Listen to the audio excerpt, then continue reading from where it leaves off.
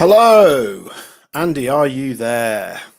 I'm here, live and direct. We've been having a little bit of technical difficulties setting this live stream up, but while we're just waiting for this thing to populate, let us know you're here. Obviously, we're a man down. We haven't got Josh this evening just because he's suffering with his back pain. I don't know if Andy, if you know more about that, if you want to take over.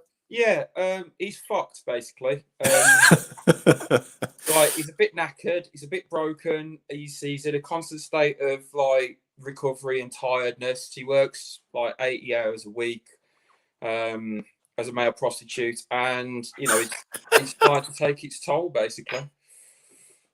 Well, Josh. Back pain. Yeah, we'll have a drink to Josh.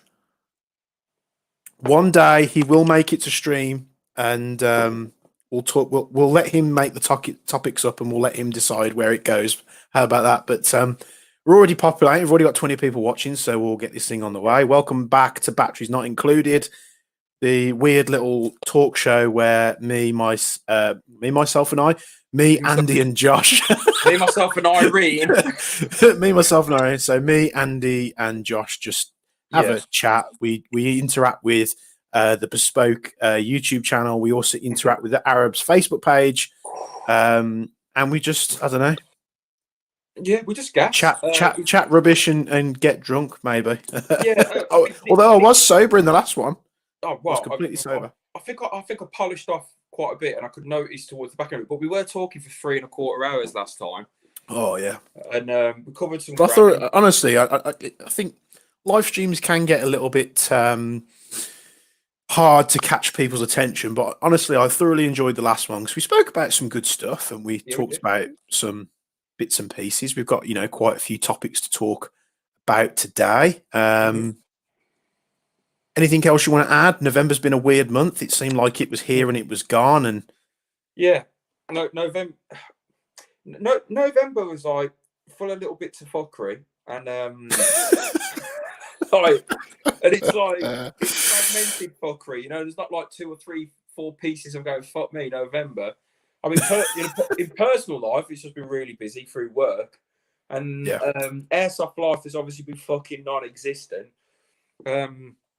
Arabs went on this like sort of fucking slope of upwards destruction, and it all accumulated to the last 2 or 3 days when I've gone, oh, you know what, fuck the internet. You know what I mean? So, we're living in weird times. The country's up and down. I thought it was the best time to start this. You obviously do well with your live stream in Arabs as well.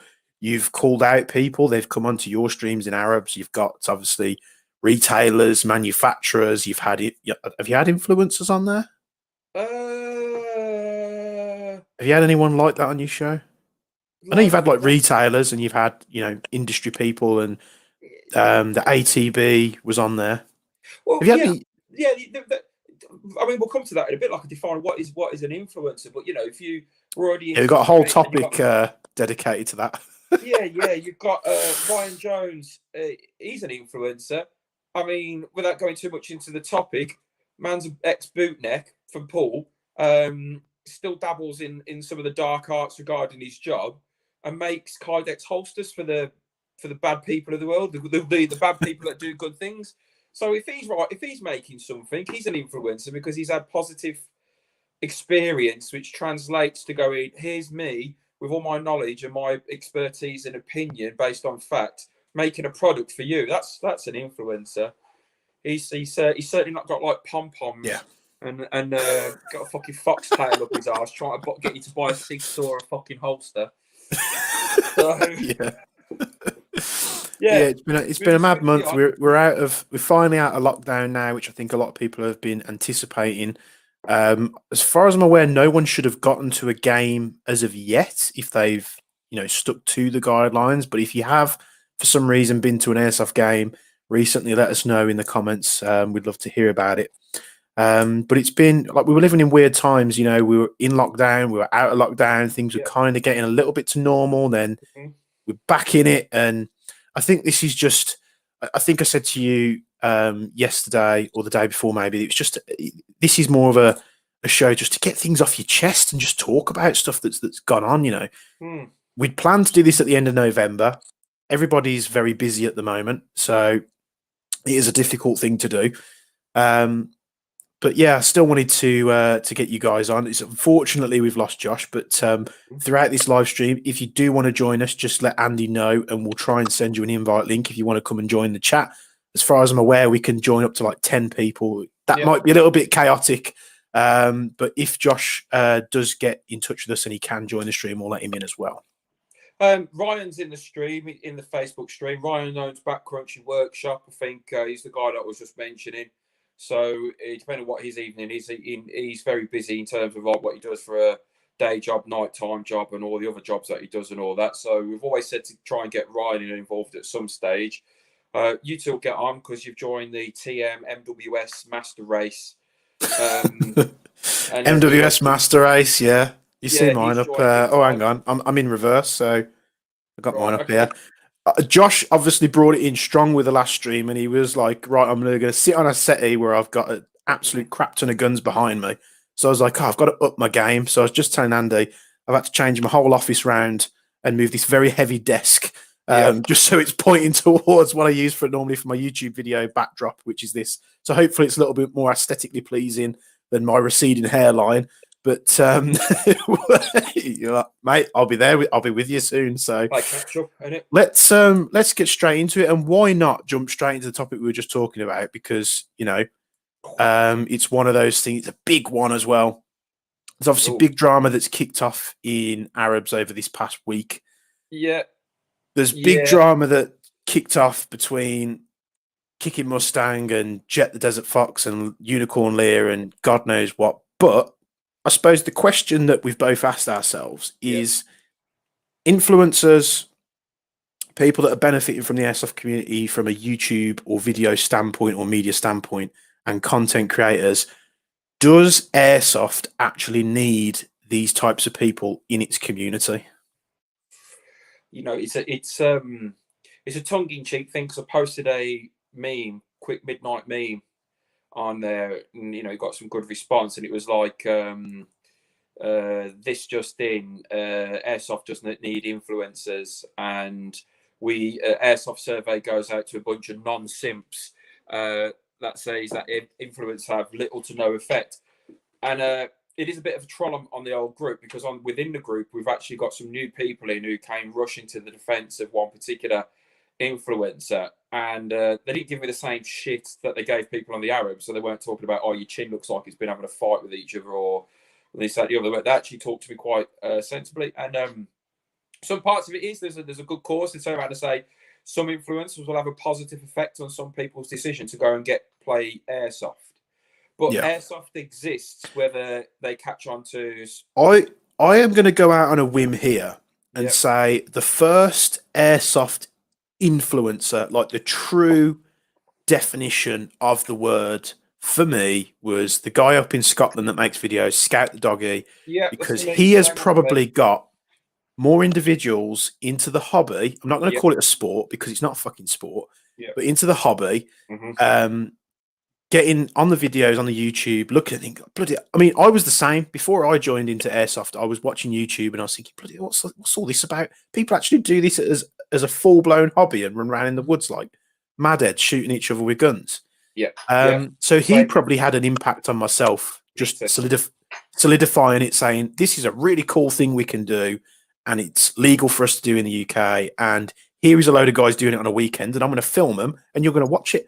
And mate, I used to like literally be on every video just watching it going, go. Yeah, yeah, Dude's 100%. running around like, Same guy for me, mate. Exactly the same guy for me. And there's a fundamental difference if you watch what the videos were from 2012 or maybe 2012. Wow, there's a new year then. Fuck. If you go watch back in the day, just do it from a chronology, up until maybe the last few years, there's a fundamental difference between content creation at the moment is about inflammatory clickbait. And back then, it was like watching a 17-minute video, a very basically edited footage of people shooting. You know, there but you wasn't know the what? drama music, there wasn't There the was Hollywood there was finish, there wasn't the drama. Yeah, there was no drama. There was no, no cheaters. There was no bullshit. Excuse my French, and I will have to let you know, Andy, that YouTube after the last episode picked up on every time you said the "see you next Tuesday" word. So I'm gonna have to try and say, can you not say it as really. much as possible? Yeah, they literally Oh, sent me a report saying this is how many times that word propped up in the live stream. So we're gonna have to try and stay away from that word if we can. It's like demonetized oh, straight away. oh, But yeah, yeah, there was no toxicity, there was no cheaters, there was no people spooning off the sport off the. I almost said sport then. I've drank yeah, too much, obviously. Spooning off the hobby. It was just pure airsoft. People getting together on a weekend. He was filming it from a perspective, so he's running around with a camera, right, and he's just filming people shooting on each end of like a firefight or whatever. But I was just fixated on this stuff. And I will probably say that he was a big influence on me going to my first game and figuring out what this new thing was that I found. And instantly I was hooked. And here I am, like, 12, 13 years later, however long it's been. It's been a long time. So, I mean, was that very much the same for yourself? yeah, to a certain degree. I think just before I quit the whole rave scene, etc., it was like I was already looking at it, and it was those videos, and this was before you were looking for like edgy shit on YouTube. You were looking for just interesting stuff, and YouTube was like an encyclopedia of unpublished crap. So I I got airsoft in my mind from frequently. I go, well, what that's what. So I used to buy the cheap guns and stuff. And before I'd actually even played my first game, that was what I looked at. I thought, this looks so cool. This looks so cool. And obviously, the preconception was, oh, they only play this in Scotland because you can't. There's nowhere in England that you can play it. Yeah. And then the first site I ever when I started looking myself was Fireball Squadron. I never attended. It So was it was the same, exact same for me. It was like, where's my local site? yeah, Google search, whatever I did. I can't remember back then. It mhm, was a long time ago. Came up on Fireball Squadron, which is in Bassett's Pole. yeah, They'd been going since 1998 or something yeah. silly like that. It's like one of the longest sites going ever. And I was just like, bloody hell, I need to get involved with this. I And think I um, honestly can tell you right now, and I think I've probably mentioned this like quite a few times in many videos. So I do apologize if you heard me say this before. But I think that site for me going there for the first time made Airsoft a positive experience for me where I could have gone to another site and had a bad experience and gone, you know what, this is just full of dickheads. I'm, mhm, I'm gonna go I'm gonna go back to doing motorsport or something else. Um, so I literally turned up by myself. yeah, I messaged a couple of guys on their forum that they had going, guys, I'm new to this. Can I just turn up? I bought, my own gun and I just turned up with some very basic, like a South African assault vest and, the score. And they just welcomed me with open arms like I'd been going there for years. And that to me was like the yeah, perfect starting experience. yeah, And it's probably put me where I am today. So you say you were going to go to the same site as well? yeah. I mean, if it wasn't, I don't think it was an influencer that made me want to go to my first airsoft site. It was a content creator. So Scout the Doggy, content creator, millions and millions of views. Whether he was doing gameplay, the minigun, and it was like there was some catchy titles like Airsoft to use his minigun or Sniper Rifle or this is that the other. But it was, oh my god, this is the actual game. This is the game itself. Fast forward, what you've got then is people that are creating content that are considered influencers. But the question I've posed to the group is it a good influence or is it a bad influence? And one of the things that has repetitively come up on the conversation of that tongue-in-cheek post that I put up was actually, yeah, if they're influencers and I'm wrong and they are influencers, is it a good influence? And if I was to rush to the defense, which I don't need to, but if I was to rush to the defense of somebody, let's say like I don't know, Kicking Mustang, for instance. The fact is, he understands what the algorithms are at the moment, and so Yeah. he will be mad not to play the game and write it as it is, where he's producing his content in a particular Yeah. manner, and it's got those key themes in. But the problem is with the content is that it leans to very much, probably 75% towards the negative negative side of negative airsoft, not you, Luke, the negative side of airsoft, which is the cheat calling. And in a safety brief, you always turn around and say, if you think that somebody's being a cheat, go and tell a marshal, and then the marshal will keep an eye out those person. What that particular edge of influencing is done is made the player with the camera feel like they're an authority in the game. Now, the thing is about KM's videos is that some of them actually do show people getting hit and not taking it or not realizing it, but the people can't differentiate the two. So if you've spent £700 on your sniper rifle and you're hitting it, and then it's hitting people on the body armor, then the fact is they might not know, and if they're wearing a set of Peltors, they're not going to hear a little tiny tick, or they're not going to feel it as such.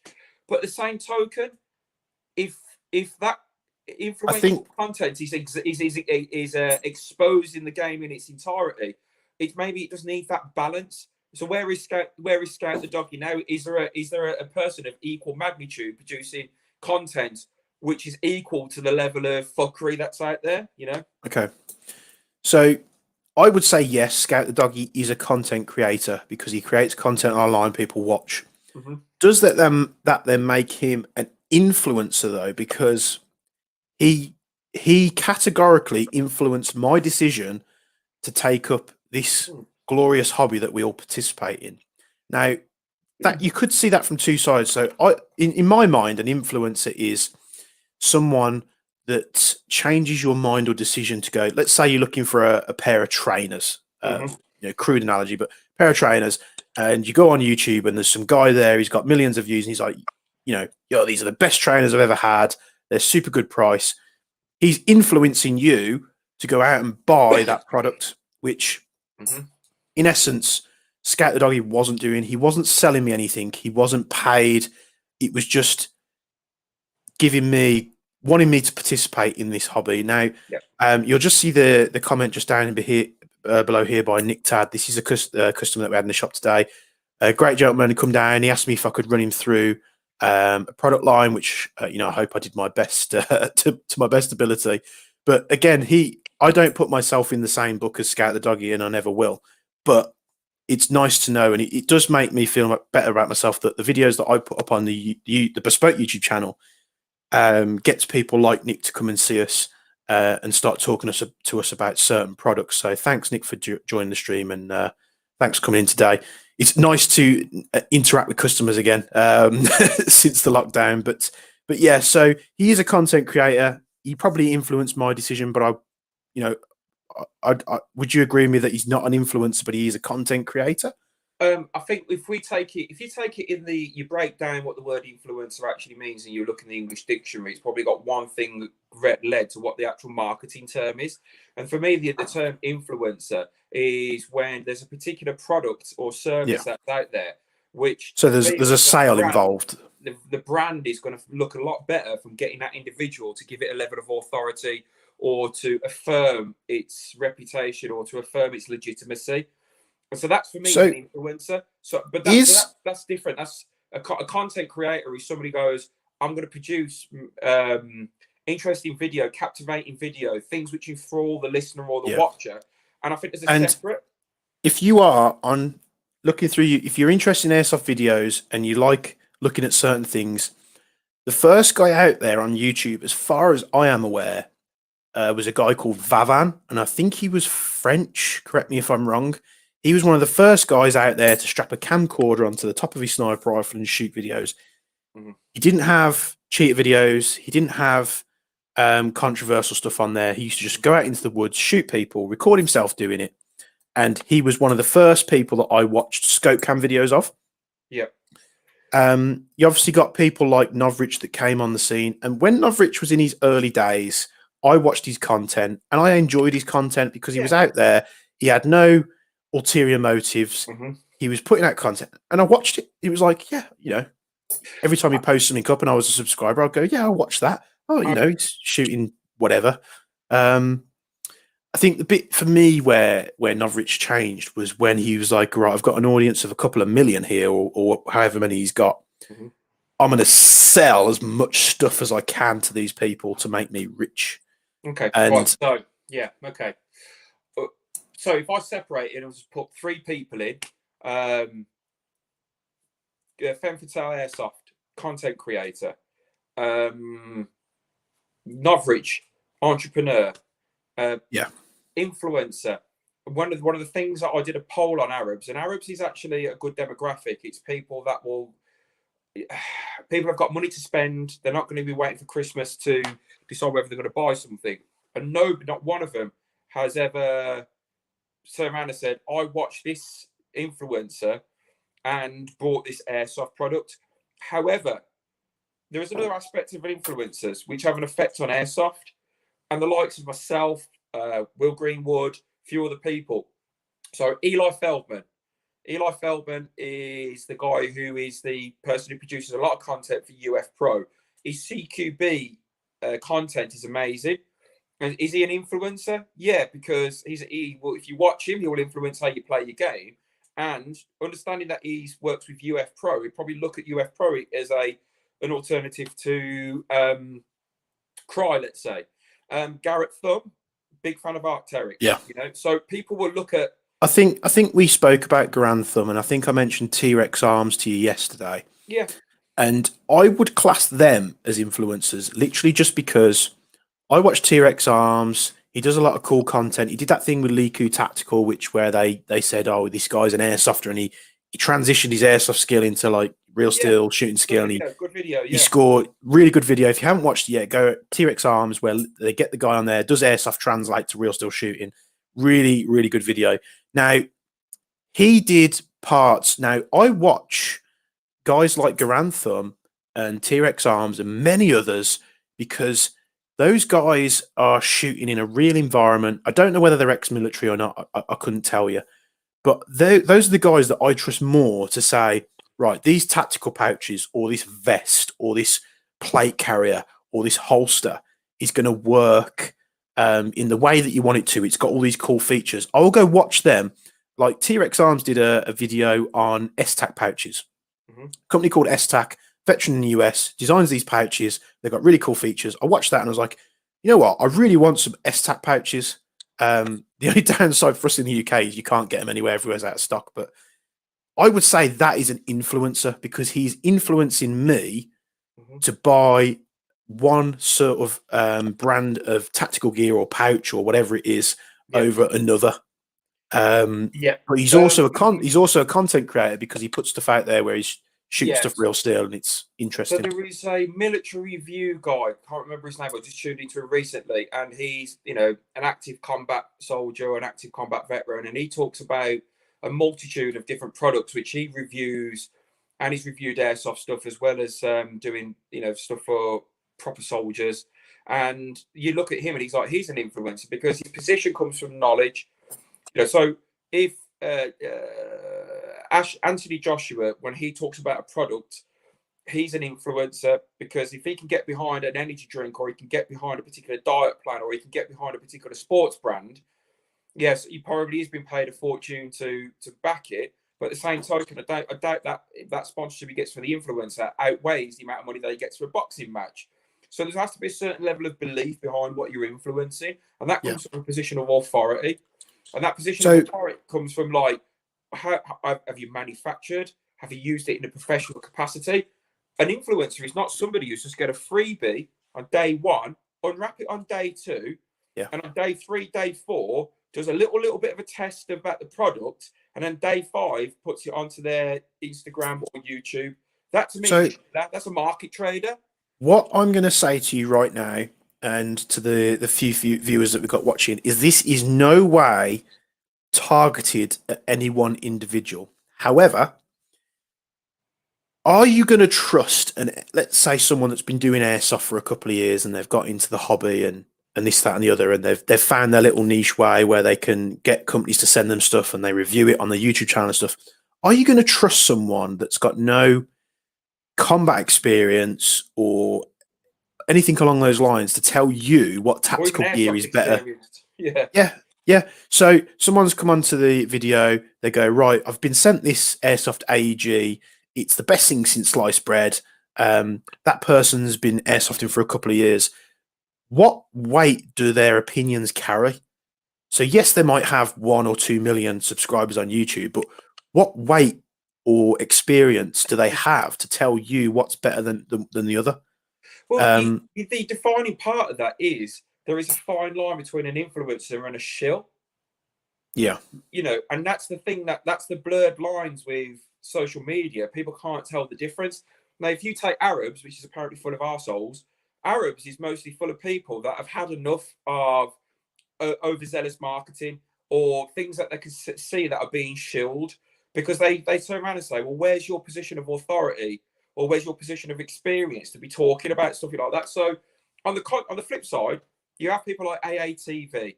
A guy looks like he's in his 40s. Check his backstory. Anybody who's been playing airsoft for the last 10, 15 years, they know him. So when he does something, and he goes in depth. Do you know what I mean? He's talking for 30 minutes, 40 minutes, an hour and a half, breaking down the product in every way, shape, or form, using some comparative knowledge about what he's got. But the problem is that you've got then airsofters, and I know we're not supposed to talk about people online, but I'll talk about them. Recon brothers. So Recon brothers look like they're barely out of puberty, and yet all of a sudden, because I think I think they were quite a hot topic on the Arabs Facebook page in early days, weren't they? I'm going to quickly jump to that. Like, people turn around and say, "Oh, one particular person's been a hot topic on Arabs." No, there's about 20 more people that have been a hotter topic than that particular person. And you know what though? You know what? That's quite. We'll get into the.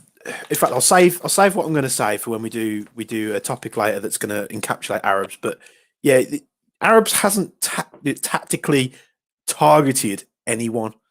Something comes up, or from what I've seen, something comes up, and people poke fun at it, and that's what the page is for. Light-hearted fun, a bit of banter, a bit of rant is exactly what's posted on the page's title. Okay, but we'll get into the whole Arab things in a little bit. But so serum. you've got people like Novrich, who was I watched his content. He was enjoyable to watch. He had a very good production value to his videos. The editing was good. I used to watch it. And I was like, yeah, that's really good. Then he obviously turned it into a business, which in his eyes is the most perfect thing to do because he's earned a living out of it.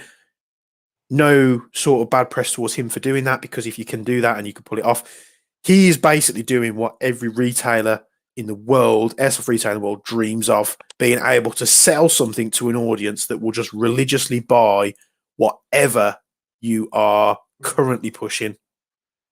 However, does it become a problem where he in his videos was going along, so I've got this TM Glock 18C or whatever, and he constantly breaks. I've been through 3 or 4 of these now. This is the worst pistol ever, blah, blah, blah.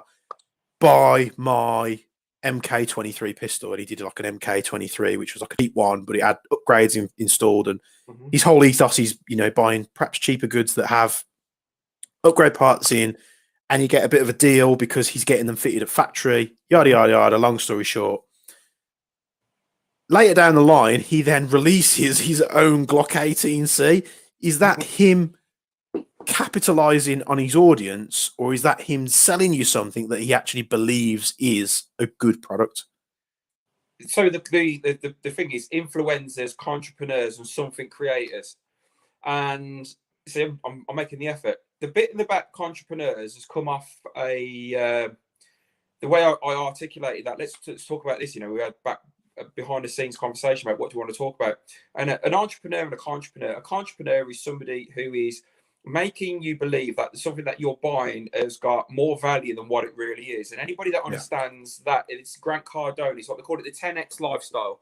So what he's actually done is 10x'd a Glock, and turned around and said, actually, it's this base thing that here, which is really good value, supersedes everything that's out there. It's 10x the value of your performance, the reliability, the durability, and the value for money.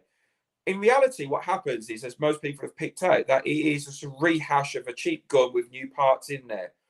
And the entrepreneur can still make people buy that, because what they do, a entrepreneur puts themselves in a position of authority to the point where anybody who questions the validity of their claims must be just hating. So you get people that turn around and go, and they buy into one of the, I mean, so let's say one of the things, good thing about Novrich is it's a good guarantee.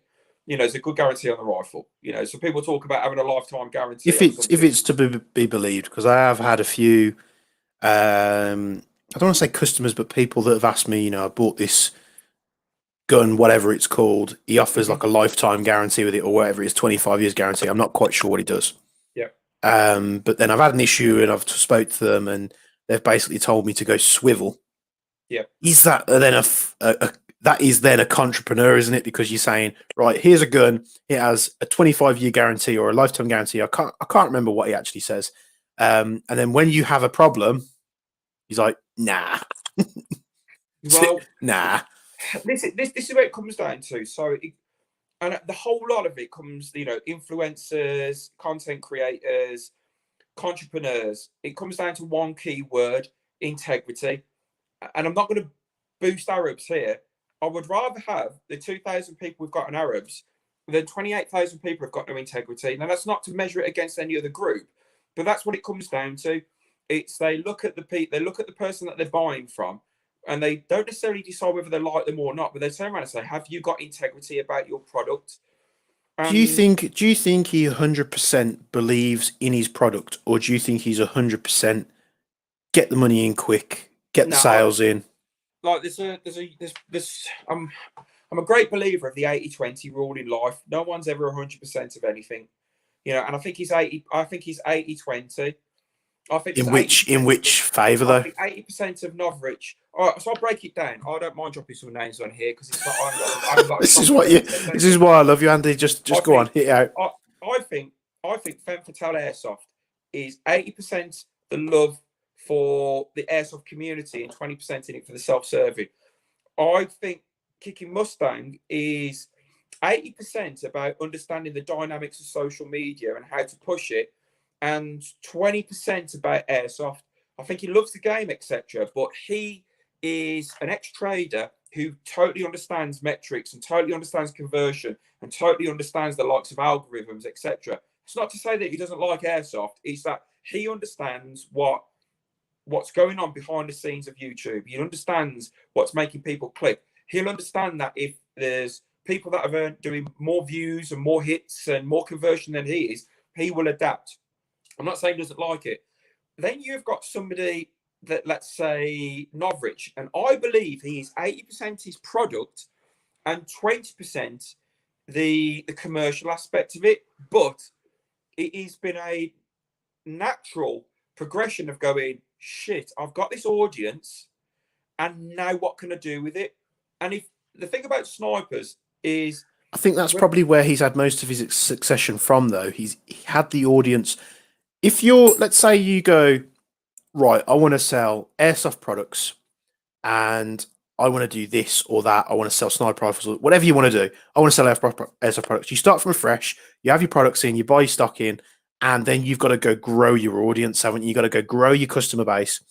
Where he had that customer base already because he was doing the videos.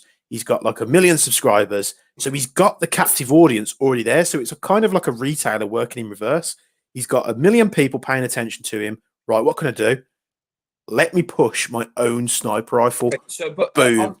On that note, there's a few people out there that, okay, so I'm not going to bum kiss him, but you take Ryan from Backcountry Workshop. You know, he does something out the art of it and then the development of what he's doing, and he actually thoroughly loves what he does.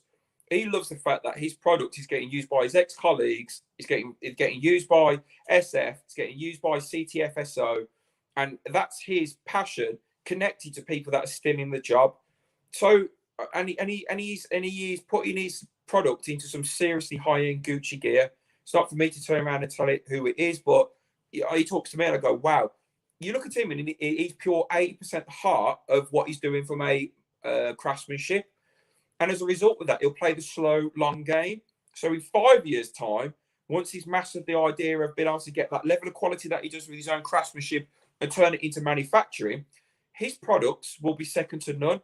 The problem is that if you've got, let's say, a product, let's say like Novrich's, have people experienced it or have people road tested it enough to determine whether that is as Gucci as what he's saying? I Now, think the thing is, I think it's again 80-20. 80% of his product is there, but there are some smart guys who have got their own workshops that will be looking at that because they've been playing airsoft for 10, 20 years and going, yeah, but I can do exactly that and get better results, but cheaper. And that's the market. I think where the perfect example of that is I've had customers call me and email me and say, look, my lad watches Novrich and he is hell bent on having the SSGG 5569616, whatever it's called, or his new one, or he sells a sniper.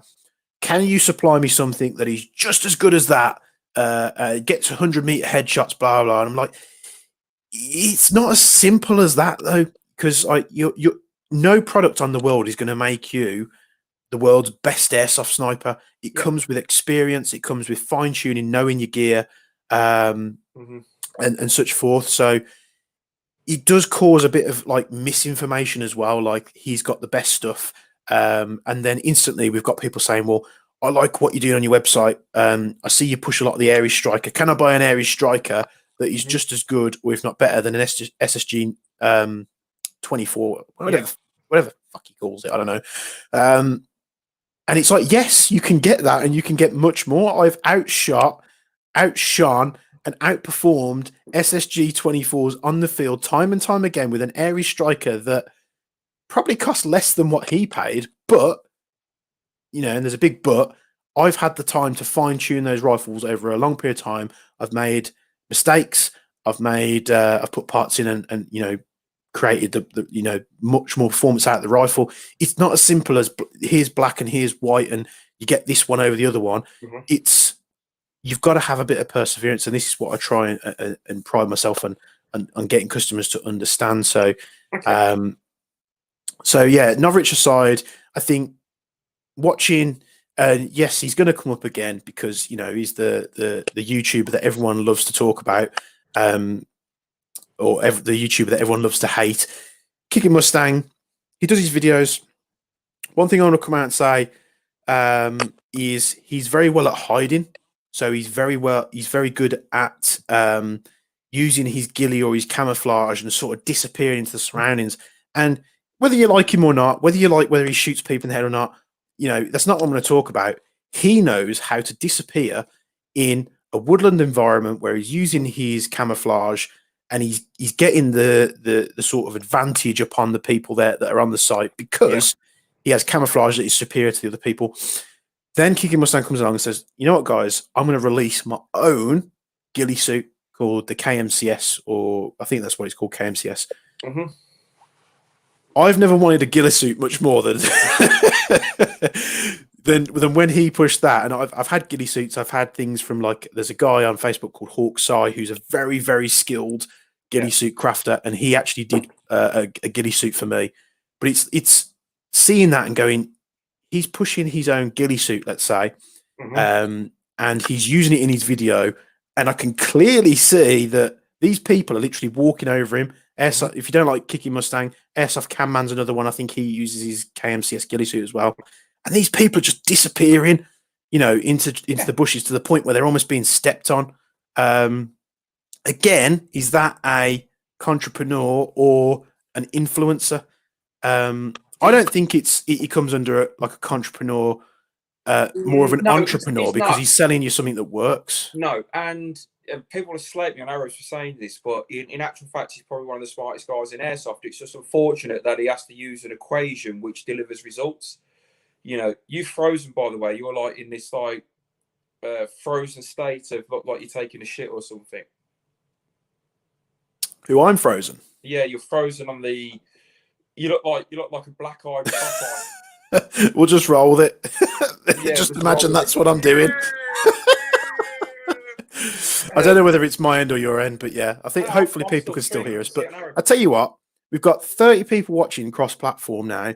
Yeah. Has 30 people watching, 31 people watching now, Back. has anybody ever influenced you in buying an airsoft product, whether they're an airsoft, a more well-known, I'm not going to use the term airsoft celebrity because I think it's a term that just doesn't exist, but a more well-known airsoft or a more well-known airsoft a content creator, have they ever influenced your decision to go out and buy an airsoft product that you originally didn't think that you wanted? Let us know in the comments below right now.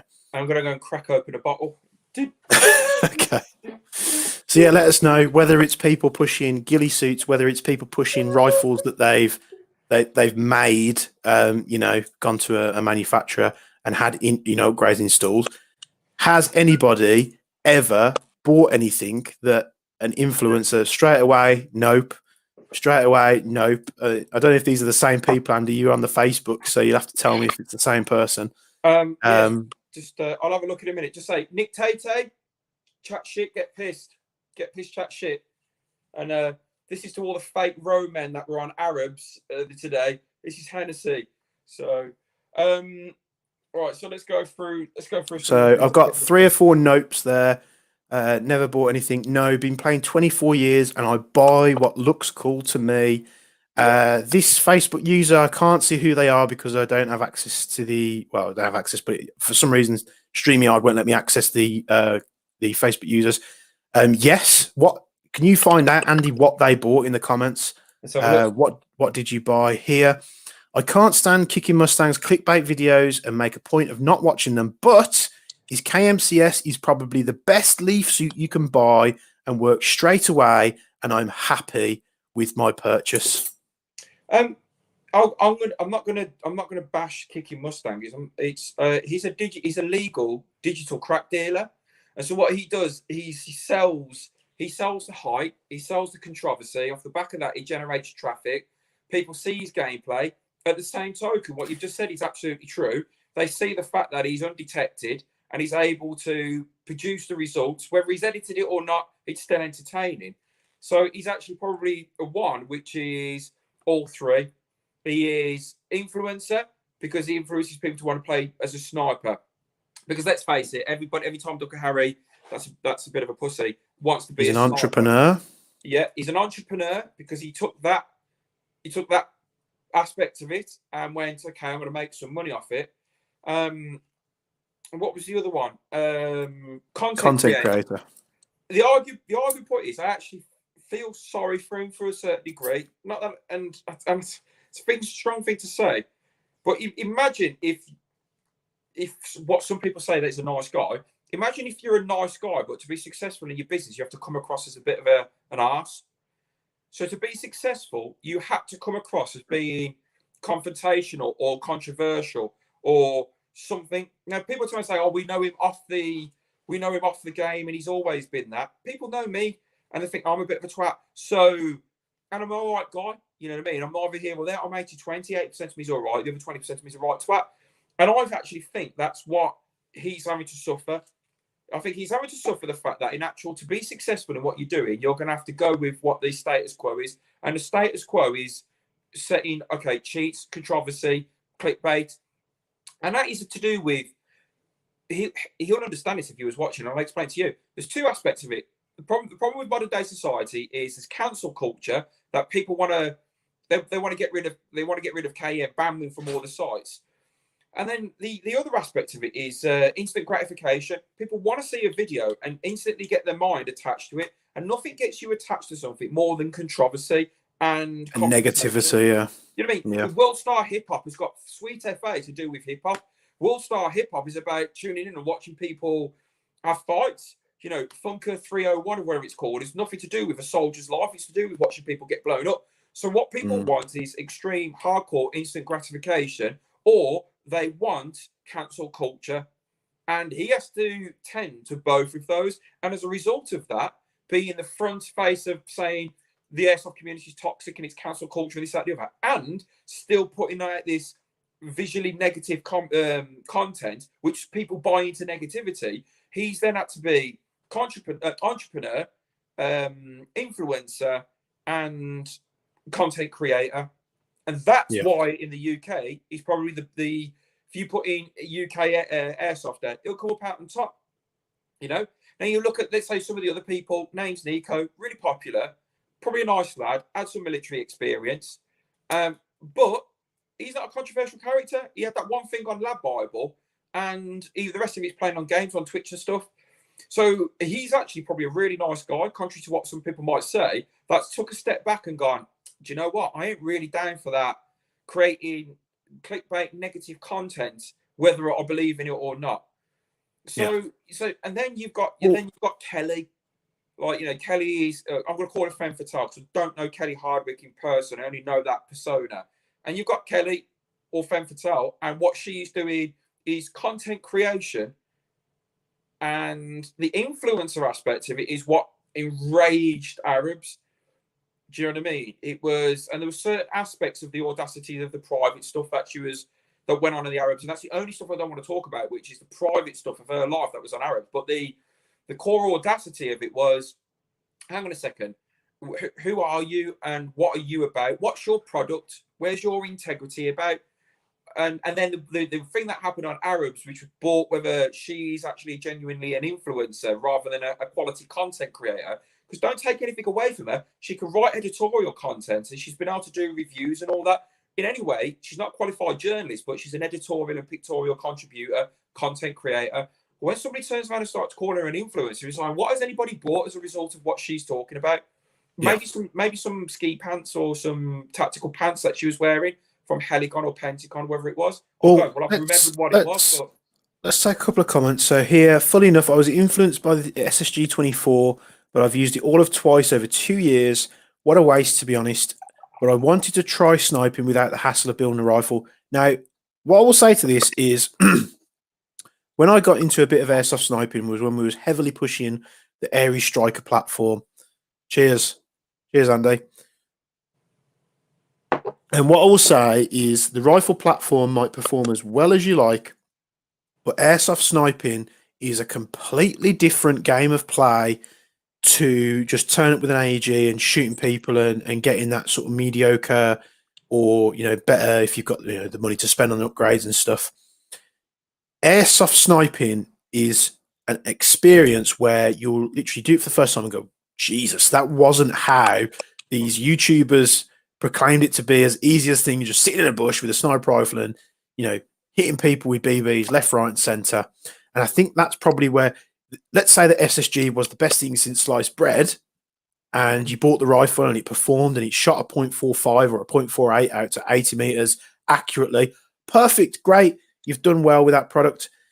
Now comes the learning curve of going from an AEG that can have, you know, up to a 300-400 round high cap magazine to a rifle that can shoot one BB at a time, and your mags probably hold between 30 and 50 BBs, depending on what the platform is. So it is a massive, massive learning curve. Here, AirTac Mini TSG was the last thing I bought, and I was influenced by AirTac. Okay.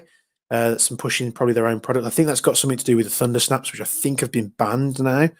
Matt the Musketeer of using the Warrior plate carrier. Now, Warrior or UK Tactical, you can buy them from. Warrior Assault Systems makes some absolutely immense gear.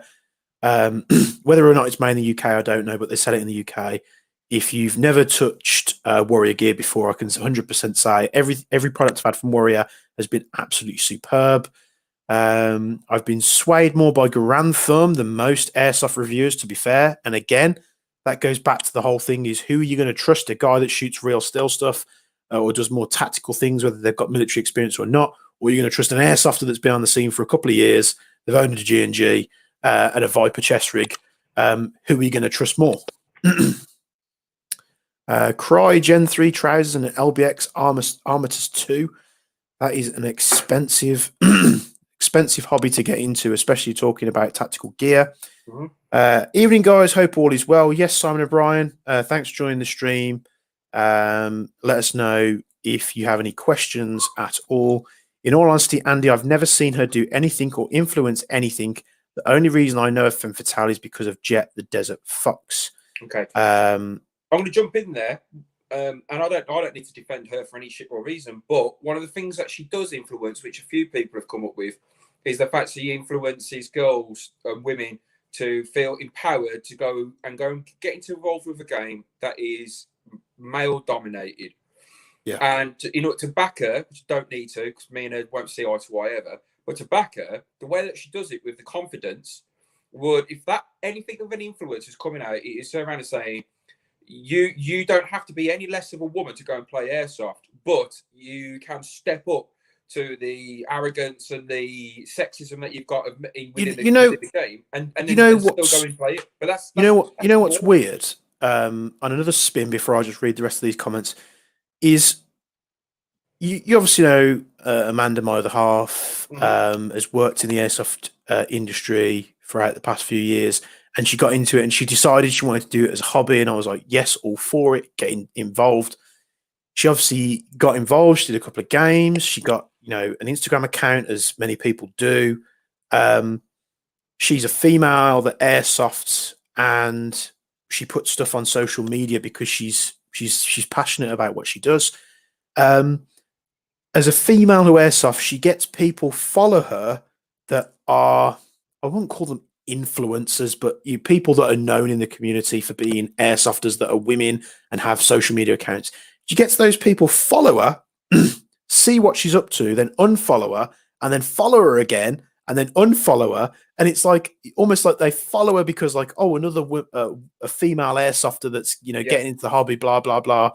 And then when they see there's something they don't like, or it's something like, oh, you're prettier than I am, or you're not prettier than I am, or you're doing riskier photos that I don't agree with. It's like that whole empower women in airsoft, which I'm all for. I think we do need more females in airsoft, 100%. I'm all for that. But in that message where you want to promote women in airsoft, there's also an alternative where there's a lot of women that are jealous of other females in the hobby as well, and they'll literally attack them just because they think they're more attractive than they are, or they've got more connections than they have, or they're more connected with certain companies. So. Or people. Yeah. So Owen Walker said here, they've not banned the TSG Thundersnaps everywhere. My local site still allow them. The local site might still allow them, but in terms of trained standards, they're stopping the sale of them because they think that they're prohibited products. So that's all I'm going to say. Jad's Airsoft, evening all. Welcome to this stream. The price for me, I couldn't afford the Quakes. I think that's a lot of the reason why a lot of people switched over to the Thundersnaps is because of how cheap they were. Can't justify 100 plus for a grenade. What I will say quickly about the distraction device grenades, yes, it's £100 for a grenade. But then what you got to think of is using shotgun primers as a bang or a cartridge for that grenade. They're like 6 or 7 pence, so your investment does pay off over time. For reliability of products, I was listening to a tech that is not tied to a retailer and is unbiased. I think what we are going wrong is where we are trying to understand women. I don't think blokes will ever understand women. I think that's just one of those things that happens. Yeah, so I'm not delving into that level. That's a touchy subject. Yeah, I'll tell you what, we'll get into the next topic because we've just done 54 minutes on the same topic. So let's go into 4 more to go, and I do drink a lot when I'm on your show. So I'm the first 4 more to go. We've got 5 more topics to go. Let's get through them then, mate. Let's get through them. Well, I'll tell you what, I'm just going to go and break the seal. But if you just want to tie up with some of the comments that you've got in the Facebook page, I'll come back and then we'll switch on to the next topic. Is that all right? What's that mean? You're going for a piss? Yes. Oh, sorry. So I'll leave you with Andy. He's just going to read some Facebook comments and then we'll be back on stream and we'll get to the next topic. Comments. Right, I'll start from the beginning. Phil Chalk, how you doing? Luke Williams, evening all. Ryan Jones. Andy, always smiling. I'm trying, mate. I'm trying. Jonathan Jordan, new name on Arabs. I don't recognise you. How you doing? Corey Cadwallader, many memes this month. Yeah. Liam Shelton. Corey, probably not ideal on the banner at the bottom of the screen. Yeah, absolutely very valid point. I think that's the guy that inspired Novridge. I think that was the Welsh, the French guy that we were talking about, Van Halen, something. I don't know. Van probably before was even into airsoft. S-Tacker great. Steve Simmons, I am late. What have I missed? Not a lot or loads. You'll have to tune in and rewind and find out. And you got told off for saying the C word too much on the last stream. Yeah. Yeah, sorry about that. Like, oh God, I hate using my laptop. Go away. I can't stand KM's clickbait videos. But you know what? As much as I don't like them, I've started to understand that's what some people are having to use to stay relevant. Not been playing long. I buy what I think works for my style of play. Yeah, exactly. That's the middle ground, isn't it? That's where everybody usually is. Right. I've been swayed more by Garen Thumb than Airsoft reviewers so far. I think that's maybe like a typical a toy soldier thing, isn't it? You get swayed by people that actually have done it for real, thinking that it's going to be more relevant into Airsoft. And I know we've spoke highly of Warrior Assault Systems, but I've come to grow out of my Warrior Assault Systems as a particular brand that I'm after. Really? Yeah, I've had some issues. I unearthed the other day like a brand new 901 chest rig, which is something that they used to sell a while ago, and I'd never used it. I'd bought it, stored it, never used it, got it out of the box, and I was like, what the hell's this? They just make, and I've had gear that I've used religiously for like 10 plus years. What, cocaine? And it no, tactical gear. Tactical and I've had like chest rigs and stuff that I've had from Warrior for like 10 plus years. And I've compared it to one that's been in the box and sat there and never used, and they look identical. So you can't deny that they do make quality stuff. And I've had cheaper stuff as well, and it works just as well, but it just doesn't last as long. Crygen 3 trousers, LBX Armatus 2. LBX going in there, up there with Cry really to a certain degree. In all honesty, Andy, I've never seen her do anything or influence anything. I think what she does, just a cap on the comments, I think what she does is empower women in one way, shape or form. And empower simps in another. Right. I'm just here to egg Andy on. Thanks, Steve. There's some bad influence. I'll tell you what, I'm going to get you going, being you've had a drink. Let's get into the next subject. Beef soft. Beef soft. And I'm not talking about meat, although it could be meaty. I'm talking about beef, like beef as Tupac and Biggie used to call it. You know what I mean? As beef, so, what's beef? Beef is when you need two guts to go to sleep. You know what I mean? Beef is when I see you and guarantee that I will see you. So beef soft. Let me summarize. Beef soft. What we mean is where you've got this kind of carries on from the last subject of like influencers, content creators, people that are in the community that are well known. Let's say one well-known airsofter, because I am not going to call them airsoft celeb, because as far as I'm concerned, they don't exist. Correct me if I'm wrong. One well-known airSofter and another well-known airSofter that have probably got millions of followers clash. What happens? Okay, so you're always very diplomatic, and I love that about yourself. I'm just going to say it as it is. KM and Desert Fox had a slanging match, and then because Desert Fox is probably getting pegged, Unicorn Leah jumps onto the thread and calls Kicking Mustang out, turn around and say, to paraphrase, you're very different than the person that we thought you were than what we met. And then there's this head-to-head, which if it was hip-hop and grime rather than airsoft, people would have got shot. But then they've realised that this airsoft beef is nonsense, and they've had a kiss and make-up behind the scenes, and then they've done this stream, which basically was like, God, it was like a political broadcast for the Green Party. It was like all love and sweetness, but it's going nowhere.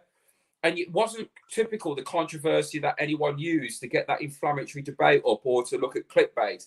It was just like these little stabs between two people, and then three.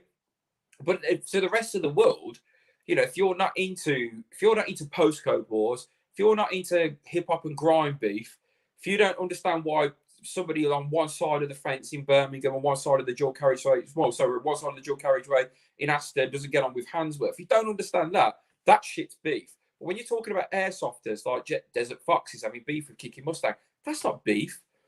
Do you know what I mean? that's like spam. Do you know what I mean? But what it did in the airsoft community is So make would you say that's constructive marketing? if they did that as a marketing ploy, they both deserve a bitch slap, and I don't think that's what they did. No, I think what they've done. Simon's just had a good point. I don't know if you was aware of this. If you watch like the airsofters that are on YouTube, he's talking about Crazy NC Man and Jarrett 4 years ago, and they got into this massive beef where they were like personally attacking each other and this, that, and the other.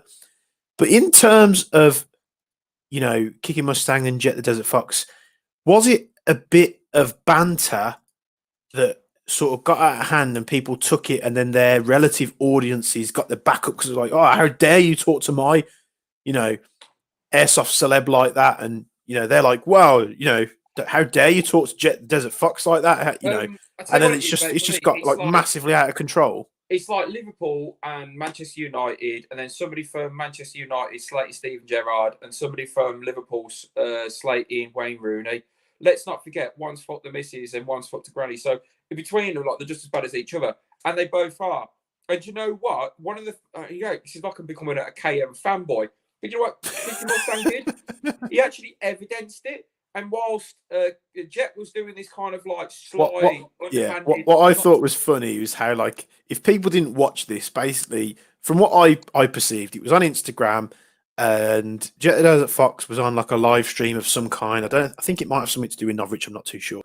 And the fact of headshots came up, and I think Jet was like saying, you know, yeah, headshots are bad and this, that, and the other. And he threw shade at like Kicking Mustang, didn't he? And then Kicking Mustang was like, you ain't gonna throw shade at me. Yeah. And then was like smacking up clips of like Jet the Desert Fox, like full autoing people in the face at point blank and shit. And it was like, oh, this thing's gonna go off. This is like a powder keg. This is where James, I don't know him to where I'm calling James, but I know of him outside of Airsoft. And this is where I'm not, because I don't want to really start calling people femme fatale or Kicking Mustang. They're just fucking people. So this is where James is going, all right, I'm going to hit you with some undeniable logic. Here's the physical evidence that you do exactly the same thing. Mic drop, shut the fuck up.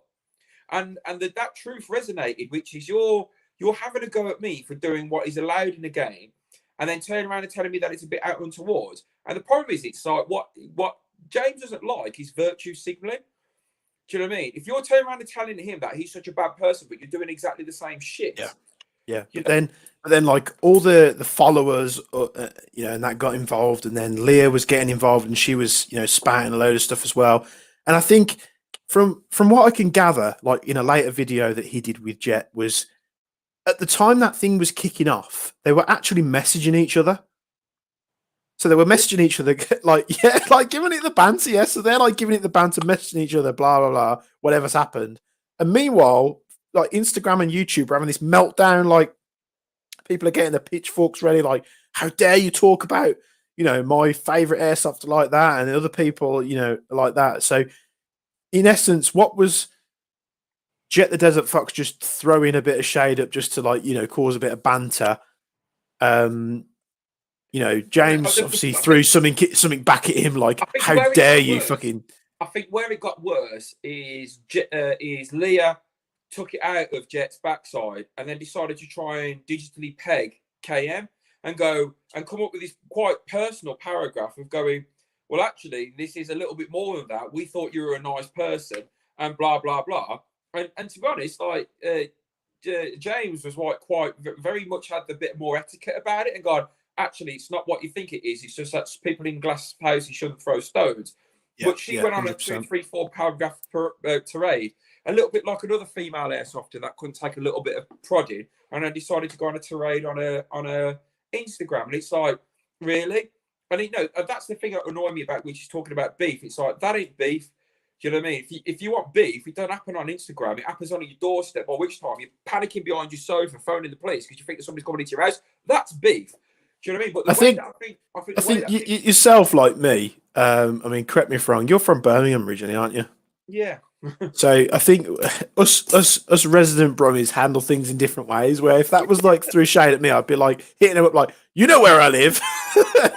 Come down now and we'll sort it out. I used to do this on Call of Duty. Back in 2008, 2009, it was fucking vile. Do you know what I mean? And it got to Yeah. the point where you're playing with other adults in their late 20s, early 30s. And then they're like, you start going into the really disgusting levels of dark banter that you really shouldn't fucking get away with. And then afterwards, they start getting aggressive. And you turn and say, all right, here's my postcode then. And I drop a Quinton postcode and I look where it is and fuck me, I ain't going there. Or I drop a Handsworth postcode of him and Handsworth. And then, that's just stupid stuff to do with games. But in actual fact, when people start going on their social media, calling each other out, saying, don't talk to me like this way, bitch, and this is that, the other. And then when you start using road language, they're like, man, them, and this is that, the other. And it's like, hang on a second, hold, reel this back. Like, this ain't a grind video. You know what I mean? This ain't postcode beef. Do you know what I mean? Like, and so why are you going on a way causing that level of, goes back to it, controversy? Why are you causing the drama? And because drama and controversy gets viewers, and I'm going to say fair play honestly, to one person, that little beef boosted up Arabs by about 200 members within 2 days. So your little beef dissing my group up the ante and up the numbers. But the same token, that's the problem with Airsoft. And there's a good proportion of people that are seeing it. So if you're creating beef about Airsoft players, if you're creating beef about brands, if you're creating beef around about interpersonal differences online within the Airsoft community, you're no different to like football hooligans, grime stars that are talking about postcodes. The only difference is you ain't got the minerals to go and stab somebody about it. So you'll write a nasty thing on Instagram about it. Hey, when like the years when we were in secondary school, I saw some stuff that I will never forget, and those were the real those are the real man dem. I've seen people get like stabbed, poled, all kinds of weird stuff. And do you think it's just do you think that is just throwing terms up there to try and make people believe that you're serious? Oh man, listen, here's my perspective, right? So. And Phil Chalkers says West Brom get it right. I left West Brom when I was 18 and then went in and around the place. But if you know people in those circles and you know people that have done bird, they've done a stretch, a firearm stretch, an assault stretch, attempted murder, even murder, or whatever it is, gang related stuff, they come out. And in particular, these guys would talk to me, knowing that at the time I was going out with a Fed or I'm relatively clean as an individual. A lot of the guys that have done the dark shit are humble about it, and they go, you know what, that ain't the life to lead. But what you get is the younger generation, and then the people in between that believe the rest thinking it's cool. Yeah, thinking like calling out Mandem and talking, don't talk to me, bitch, and blah blah blah. It's like, hang on a second, reverse that shit, because people that are doing the real dark shit aren't talking to each other like that. I come from running at a quite well-known pirate radio station called Silk City. And Silk City hosted the likes of the same people that run all the YouTube channels, all on the grime channels, and this, that, the other. And they came from that walk of life and decided to stop living that walk of life, whether it be shotting bits and bobs of drugs, shooting each other, stabbing each other, and then try to make something of themselves. And they tell their story through grime and hip hop. So what happens is, your average person will listen to that and want to, if you're into hip hop and grime, you'll listen to the story. But if you're not into the music, what you'll do is you'll pick the lingo out and think that's what it's like to be a bad man. Yeah. So when you're a middle class trustafarian who's got somebody buying your guns because you've just got like Granny's trust fund and you're this, that, the other, you start walking onto an airsoft field and going, man, them, trust me, no blood, 2-2s, wagwan. It's like, hang on a second. The thing is, there's nothing glorious about that sort of lifestyle. I mean, I remember going. Back when I was in my like late teens, like 17, 18, 19, we used to go places like Birmingham, Digbeth, Q Club, Custard Factory. I mean, these were clubs where people used to get shot and stabbed on a regular basis. Yeah. And there is nothing glorious about that kind of lifestyle or anything that goes along with it. Exactly. No one on the rave is going, well done for stabbing that geezer. Yeah, let's all have a drink. It was horrible. It was horrible to the point where people were like, why am I coming here anymore? Some dudes just got shot like less than 300 meters away from the club where I'm raving at because there's a big beef and stuff like that. So I think that kind of language is something that you throw around when you're not actually accustomed to what goes along with it. Would you say? Yeah, exactly. And Airsoft, I know it's soft by name, but not necessarily soft by nature. But it has to put itself into perspective, And so let's say if there are influencers, entrepreneurs, whatever I want to call it, whatever buzzword. If there are people out there selling controversy, selling confrontation, selling aggression, selling drama, and then trying to utilize that, and then utilize a language which inflames the situation. It's like, well, hang on a second. Thank God there are no gangsters in Yeah. Airsoft. And I've said this on a couple of streams, and I'll reiterate it. I was very apprehensive about getting involved with Airsoft, and so were my mates. And I put some pictures up on Arabs and saying, actually, this is the crew that I originally played with. And in the photo, you've got a very definitive crew. You've got some guys that are seasoned airsofters and they're MTP'd up. They've got some decent gear. And then you've got my lot.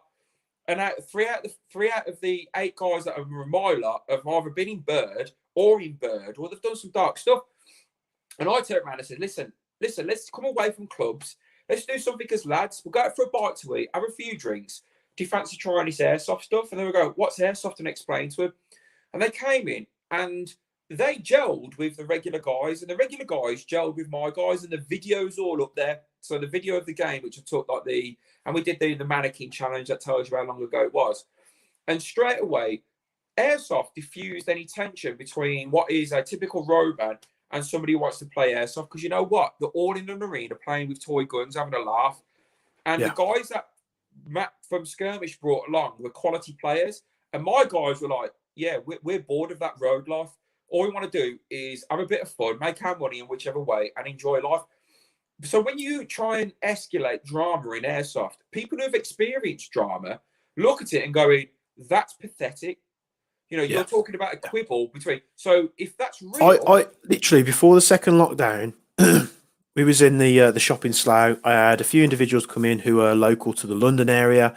I don't want to say anything bad towards them. They were really nice individuals. They perhaps came from a bit of a rougher area, London, than what everybody's used to. And we sat there in the shop exchanging stories. And you know what? I learned so much about these people that lived in London. Yeah.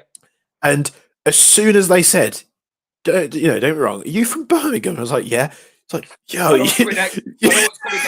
I know what's coming next. Anybody from London thinks people from Birmingham are crazy. Yeah. And I was telling them, like, literally, we got exchanging stories, and no word of lie. I thought I had a sheltered upbringing. I thought, like, I was, as clean as they come, and, I've stayed away from all the trouble. And I was telling them stories, and like, yo, you got up to stuff like that when you was 18 years old. I was like, yeah, that was the normal.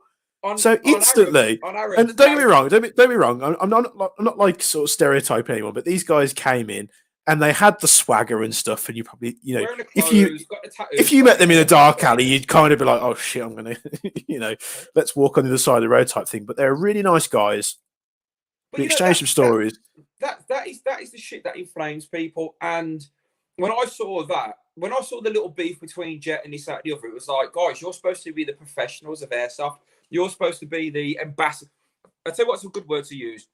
Not influencers, entrepreneurs, or any of that shit. Ambassadors. You're the ambassadors of Airsoft, and you're all going on like a bunch of bitches. So to the adult world, it's like, Jesus Christ, like, really in, will you? So they are setting the example for the younger generation. Yeah. And it's not a good example, is it really? Not at all. Not at all. And I think beef in terms of that compared to beef that me and you probably understand is very, very different. There's a guy in Arabs here, let's say Dan Barron, pull up his pictures, like, he looks like Mandem. What Kelly was talking about, Mandem's like, if you're in a crew, do you know what I mean? Like, you're rolling through, it's like, yeah, that's Mandem. You know what I mean? They're friends, or they're people off the block. And he's just turned around and said it. Darren Barron, look at his pictures. Like, he don't look like a waste man. There's another term. There ain't no bad men in Airsoft. And most people would turn around and go, you know what I like about Airsoft? Why? Because there's no dickheads and there's no bad man. Yeah. Do you know what I mean? And it's a nice place to be. I mean, I wish fishing was more interesting, or snooker was more interesting than Airsoft. Because you go and play that. Because you go to a snooker board, you go fishing. It's chill.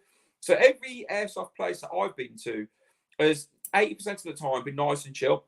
And the 20% of the time where it's not been chill, the ones that are going on away, giving it rare tear, going, I know these people, I know this, and I will do this to everybody. We're just laughing at you. And that's the thing about Airsoft. You know what? Airsoft was one of the I'm going to call it an escapism. Yes. From the general stuff that I mean, don't get me wrong. I believe that I had a very clean upbringing, and I managed to stay away from a lot of trouble. But then when I originally got into airsoft, I wanted to get away from the bullshit. I wanted to get away from the going out every night, getting absolutely lashed, Mhm. going to places where a lot of drugs are involved, Mhm. just getting yourself in some really weird sort of situations. I was like, you know what? I want to get away from this. And when I actually got into airsoft, no, bit of history here. When I actually got into airsoft, that I wanted away from all that. And when I was looking at like the Scout the Doggies videos and stuff like that, I was like thinking this could be it. This could be something away from that distracts me Mhm. from all the horrible stuff that goes on. And I'm not interested in going out and getting pissed and taking drugs and this, that, and the other every weekend. I'm not living for that. I need something else. There's got to be something else here. There's got to be another community of individuals where I can go do something that's not like so detrimental to my health. And that's what pushed me into me. I moved from I was from Birmingham. I started getting to know some people in towards Bassett's Pole and the Cannock area, Mhm. and then I moved my whole life up towards Cannock. At the time I was working for a company called JD Airsoft back years ago, Back a day.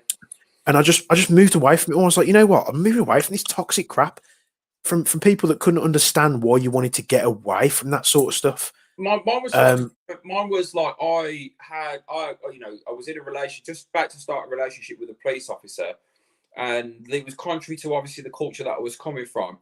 And so he said, obviously, to be with me, you better think of some hobbies that don't involve you smoking weed and sniffing coke and going out fucking playing dance music or DJing or Yeah, doing this, that, the other. yeah, And the first thing, other than the gym, that I got into was airsoft. And then straight away, I literally wiped 20 years of going out and get on the rave scene.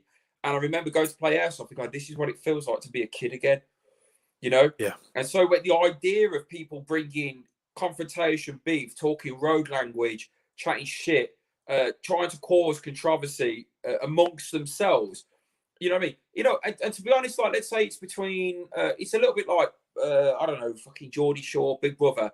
XYZ said something about XYZ. But what pissed me off about it was I took it personal about what was on Arabs, because it was like there's this one person, we not fuck it, FFA, FM Fatale turn around and identify somebody with arrows that was chatting shit, but then exploded the group and started talking about the group as if the group was some sort of issue, and then coming in like roadman language to me when I founded that group, it was like, hold on, like you're from Staffordshire. Do you know what I mean? You're from Staffordshire and you play airsoft. Don't go on a road yeah. band tip with me. I'm going to turn up on your Hey, doorstep and punch your beef. And still, it's like, why are you still, going on that way? still to this day, I mean, me and Amanda have been together for a long time, and I've told her stuff that used to happen when I was in my late teens, and she's been shocked. And I thought this stuff was kind of like normal. I was like, this is just like part of growing up. It's like, no, that ain't part of growing up at all. It's like this guy says here, listening to you two makes me feel like an actual saint. It's not the point that we were bad people. It was just Now, you look, grow up, you you grow got up in different areas, don't you? And there's different exactly. I think normalities. every area's got it, and I think that's what people need to realise about airsoft in general is there's a community, there's part of airsoft that is like this self-policing, very official, very well-to-do. You've got to be respectable. There's some sites that if they think you've got a criminal record, won't let you play. If they think that you smoked a spliff, that you won't let you play. Because it's the worst thing in the world to smoke a spliff. And it's like, if some sites could piss test you before you went and played, they would. And I understand that. I understand that culture. I definitely 100% understand that culture. But there is an element of airsoft player. Like, people turn around and say, oh my God, Kiki Mustang does gear before he plays. We're like, fuck me, Jesus Christ. If I was in Portugal and it was legal and I wasn't going to get pissed off when I come back home from work, I'd probably go and get boosted and play in Portugal. Jesus Christ, take shrooms and go and play airsoft and tell me that ain't an experience. But the bringing it back to truthful reality is that people walking from all different kinds of backgrounds and playing airsoft. There are ex-forces, there are current forces, there are ex-policemen, current policemen. There are LARPers, there are sexual deviants, there are enthusiasts, there are weapons enthusiasts, there are people looking for a form of exercise, there are depressed people, there are extroverts. There are so many different dynamics of airsofters that actually, to think that there isn't going to be a few people that are a bit bad that want to straighten their lives out is fucking ignorant. And I think the only thing about beef is when you focus on confrontation and aggression and just those two things, aggression and confrontation, you start bringing that into airsoft, it becomes a problem. Now, this is cycle back to some of the stuff we were talking about. If you start thinking that being aggressive and confrontation about gameplay is the way to influence Airsoft, you're shitting on Airsoft. That's the only, and this is if we go back to Kicking Mustang, there's two sides of it. There's the infuriation that he's having to use that to stay relevant, but then the infuriation that he's got so much influence that he's promoting that game in the game in that manner. And what it does is that's the thing that starts the little bit of beef. It's okay to go to a market saying that you're shit. It's okay to say that the gameplay shit. It's okay to call somebody a cheat. That's beef. And that beef escalates. Let me give you two examples here. When I watch his content, and I do watch his content, I don't look at it as a guy shooting people in the head. I look at it as a guy airsofting, shooting other people. It's a very simple thing. You've got to remember, and I had this conversation with James as well. When you walk onto that field, you have signed a waiver and everything, and you're agreeing to say, I am agreeing that I can be shot on any square inch of my person, and it is my own responsibility to look after my own personal protective equipment, PPE for short, whatever you want to say. Once you're on that field, if you get shot in the finger, if you get shot in the nether regions, if you get shot in the foot, if you get shot in the face, it does not matter. If you get shot in the gun, it does not matter. You've been shot. Just walk out.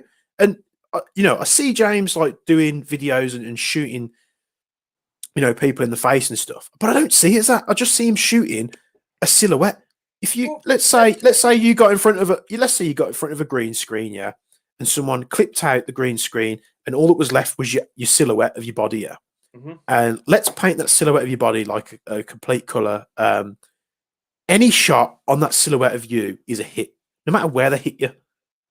Now, I go onto a field thinking, right, someone on this field might like to shoot people in the face. Someone on this field might be a really bad aim, but someone on this field is going to try, or whether it by accident or on purpose, to shoot me in the head. So you know what I'm going to do? I'm going to go out in the field. I'm going to wear a mesh mask. I'm going to wear something to cover my face. I'm going to wear something to cover my head. That is my responsibility because I'm walking on that field making the decision that someone's going to shoot me with something, with a projectile. Let's face it, they're not as accurate as people make out to be at like 50 plus meters. You're going to get shot. Honest. I'm gonna make a call out here, and we haven't got a huge catchment here, but maybe people pick this up. You as a punter can go to Las Vegas. You can go into a shooting arena for CQB. You can pick up a Glock, load it with simunition, put some pads on, and go shoot the shit out of each other in a CQC environment with simunition. So simunition is 350 FPS, sorry, 2.2 joules. Okay. In that arena, if you run out of ammo, you can start kicking the shit out of each other for fun. That's in the States. In England, we're moaning about getting shot in the face by an airsoft sniper. And then you take that and you measure it against paintball. And we all know paintball hits you harder than airsoft. There are people that will go to private events and they'll freeze their paintballs. Right? Take it up another level. There's types of paintballs which are supplied in the security sector, let's say, and some paintballs will hit you with chalk, hit you with pepper spray, etc. And people are shooting each other with that from a training exercise. So I think this goes. I made this joke at an ATB, and they says, "Oh no, you couldn't do that." I says, "Well, actually, what you could do is a rating of airsoft sites, which turns around and goes from 0, which is it's just a bit of fun, right the way up to 10, which is hardcore. And the problem is with airsoft is that it's unstructured, and you don't know from one moment to the next which site that you're turning up to and what the theme is and what the temperament is. So there's places that Kicking Mustang will go, and his gameplay is completely welcomed. People will turn around and go, "Oh my god, I got shot by Kicking Mustang. This is brilliant." And there's others that turn around and says, "Oh my god, I can't believe you shot me in the face. I'm going home." And so you've got you've seen that in his recent video. There was a guy that approached him and said, "Please shoot me on video." I can tell my missus that he shot me. That's a bit fanboyish, but that's the thing I'm talking about. And I think that is the. If we could dial this back a couple of things, this is the problem with influencers, and this is the problem with content creators. They only tell their version of events. Now, the thing I've liked about KM's recent content is he's actually going to events and people are getting shot in the face and they're going bumped. My personal opinion is, if I get shot in the face, That's my problem for sticking my head up. Part of the fun for me playing Airsoft is digging in to the point where I don't get shot, and anybody that comes within my range gets shot. But people aren't do that. And I think this is the problem with Airsoft entirely. People are far too interested in shooting each other and not avoiding getting shot. So when they get shot because they're sat in a gangster seat was prime example. It's the one of the other times I publicly and openly turned around and said he was right, and he ended up fucking quoting us on Instagram. It's like SF or the cops are all bunched up, and he's just blatted them with an SMG. Yeah. He's not the issue because he blatted you. The issue is that 20 of you were standing in a line getting shot. At the end of the day, the problem is not where you got shot. Problem is with you've had a bad day, you've been people shooting you left, right, and centre, and you've just been tactically potatoed, like that against City video. If you're just gonna stand out in the open and be a tactical potato, then expect people like Kicking Mustang to shoot you in the face with an MP9. But I'm telling you now, every time I go out on the field, and I can't stress this enough, and to be honest, it really does annoy me every time people moan about him, is go out on the field with a mesh mask on. I mean, he's even shot people in the face where people have got a mesh mask and they've got it on the neck. Put it on, dude. I mean, it's not rocket science, is it? If you don't want to get shot in the mouth, if you don't want to get your teeth chipped, if you don't want to get shot in the nose, and trust me, I've been one of the first mistakes I made, like going back to what we were talking about earlier. I went to Fireball Squadron, and back then, when National Paintball Fields were updating their site, they did a thing called Black Ops.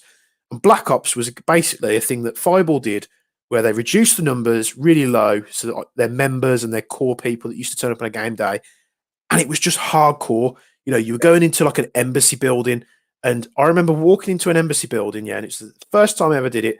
I walked in the embassy building, come up to a corner. As I come around the corner, there was a guy there with an M16, and as I come around the corner, he flinched. He didn't mean to shoot. He shot me, and his barrel was literally touching my cheek here, and the round hit my nose, and my nose literally just exploded.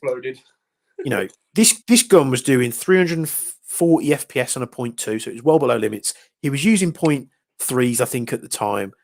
He didn't mean to do it, and honestly, the guy I've known him for ages. He's known at Fireball as Dark Helmet. I'm sure people at Fireball know who he is. What for Spaceballs? Yeah. His name's Craig. Sorry for not the next door neighbor, which makes us absolutely nothing at all. But yeah, this guy didn't mean to do it, and even if he did, it was my fault because I walked in there with a pair of glasses on and nothing on my face, and he literally pulled the trigger. It popped my nose. My nose literally exploded from the impact. And since that day, I wore a mesh mask on my face no matter where I went, whether I was in Woodland, where I was doing CQB, regardless. I put something on my face. And you know what? If I walk out in a game, and I have done it at Milsim events, and I've took my mesh mask off just because it's pissing me off or something like that. If I walk out in the game and someone snipes me from far away, unless they're using a gun that's hot, it's on me. But I'm not wearing my... Just touch upon that. So I used to hate snipers, and I realised that the reason why I hate snipers is because I'm left wide open. And I changed my opinion of what Airsoft is about. Airsoft is not about me lighting other people up. Airsoft is about me staying in the game so I can go and do the objective. So there's too many people that want to think Airsoft is just about hitting somebody or refuting that you got hit. And so I think the other aspect of it was with Airsoft as well. I had one of the hardest games I've ever played was at a site where the players that I were playing against got banned. And this was at West Midlands Airsoft. It was a Wednesday night. It was Paul Wright had hosted it, and it was when his midweeks weren't quite buzzing. And there were 4 guys who were ex-Polish Grob, so their version of CTFSO or whatever.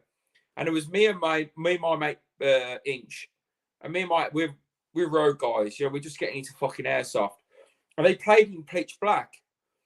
And what happened was the Grom, even though we were shooting them, would still roll into the room to clear it and shoot us anyway. And then we realised that the reason why they were doing that was they're running through drills, and even if one of them gets shot, they're still going to follow through with the exercise. Well, yeah, they're trained shoot in a way that even if they get shot, they keep going forward, don't they? But me and Inch were hiding in corners where they couldn't fucking find us. And I tell you what, this is the secret of airsoft for me. Airsoft for me is not about the immersion in pretending to be a soldier. Mine is don't get hit and wait for an opportunity where you can shoot a player. And getting hit is my fault. If I get shot in the head, that's my fault for exposing my head. Yeah. You know?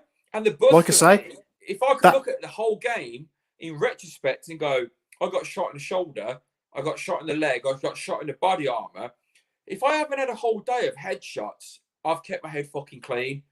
Yeah. And that for me is like, oh, all right, cool. That exact same day that I told you about, where I stuck my head around the corner and the guy shot me in the face, it wasn't his fault. And to be honest, even if it was his fault, it was my fault for not wearing the protective equipment.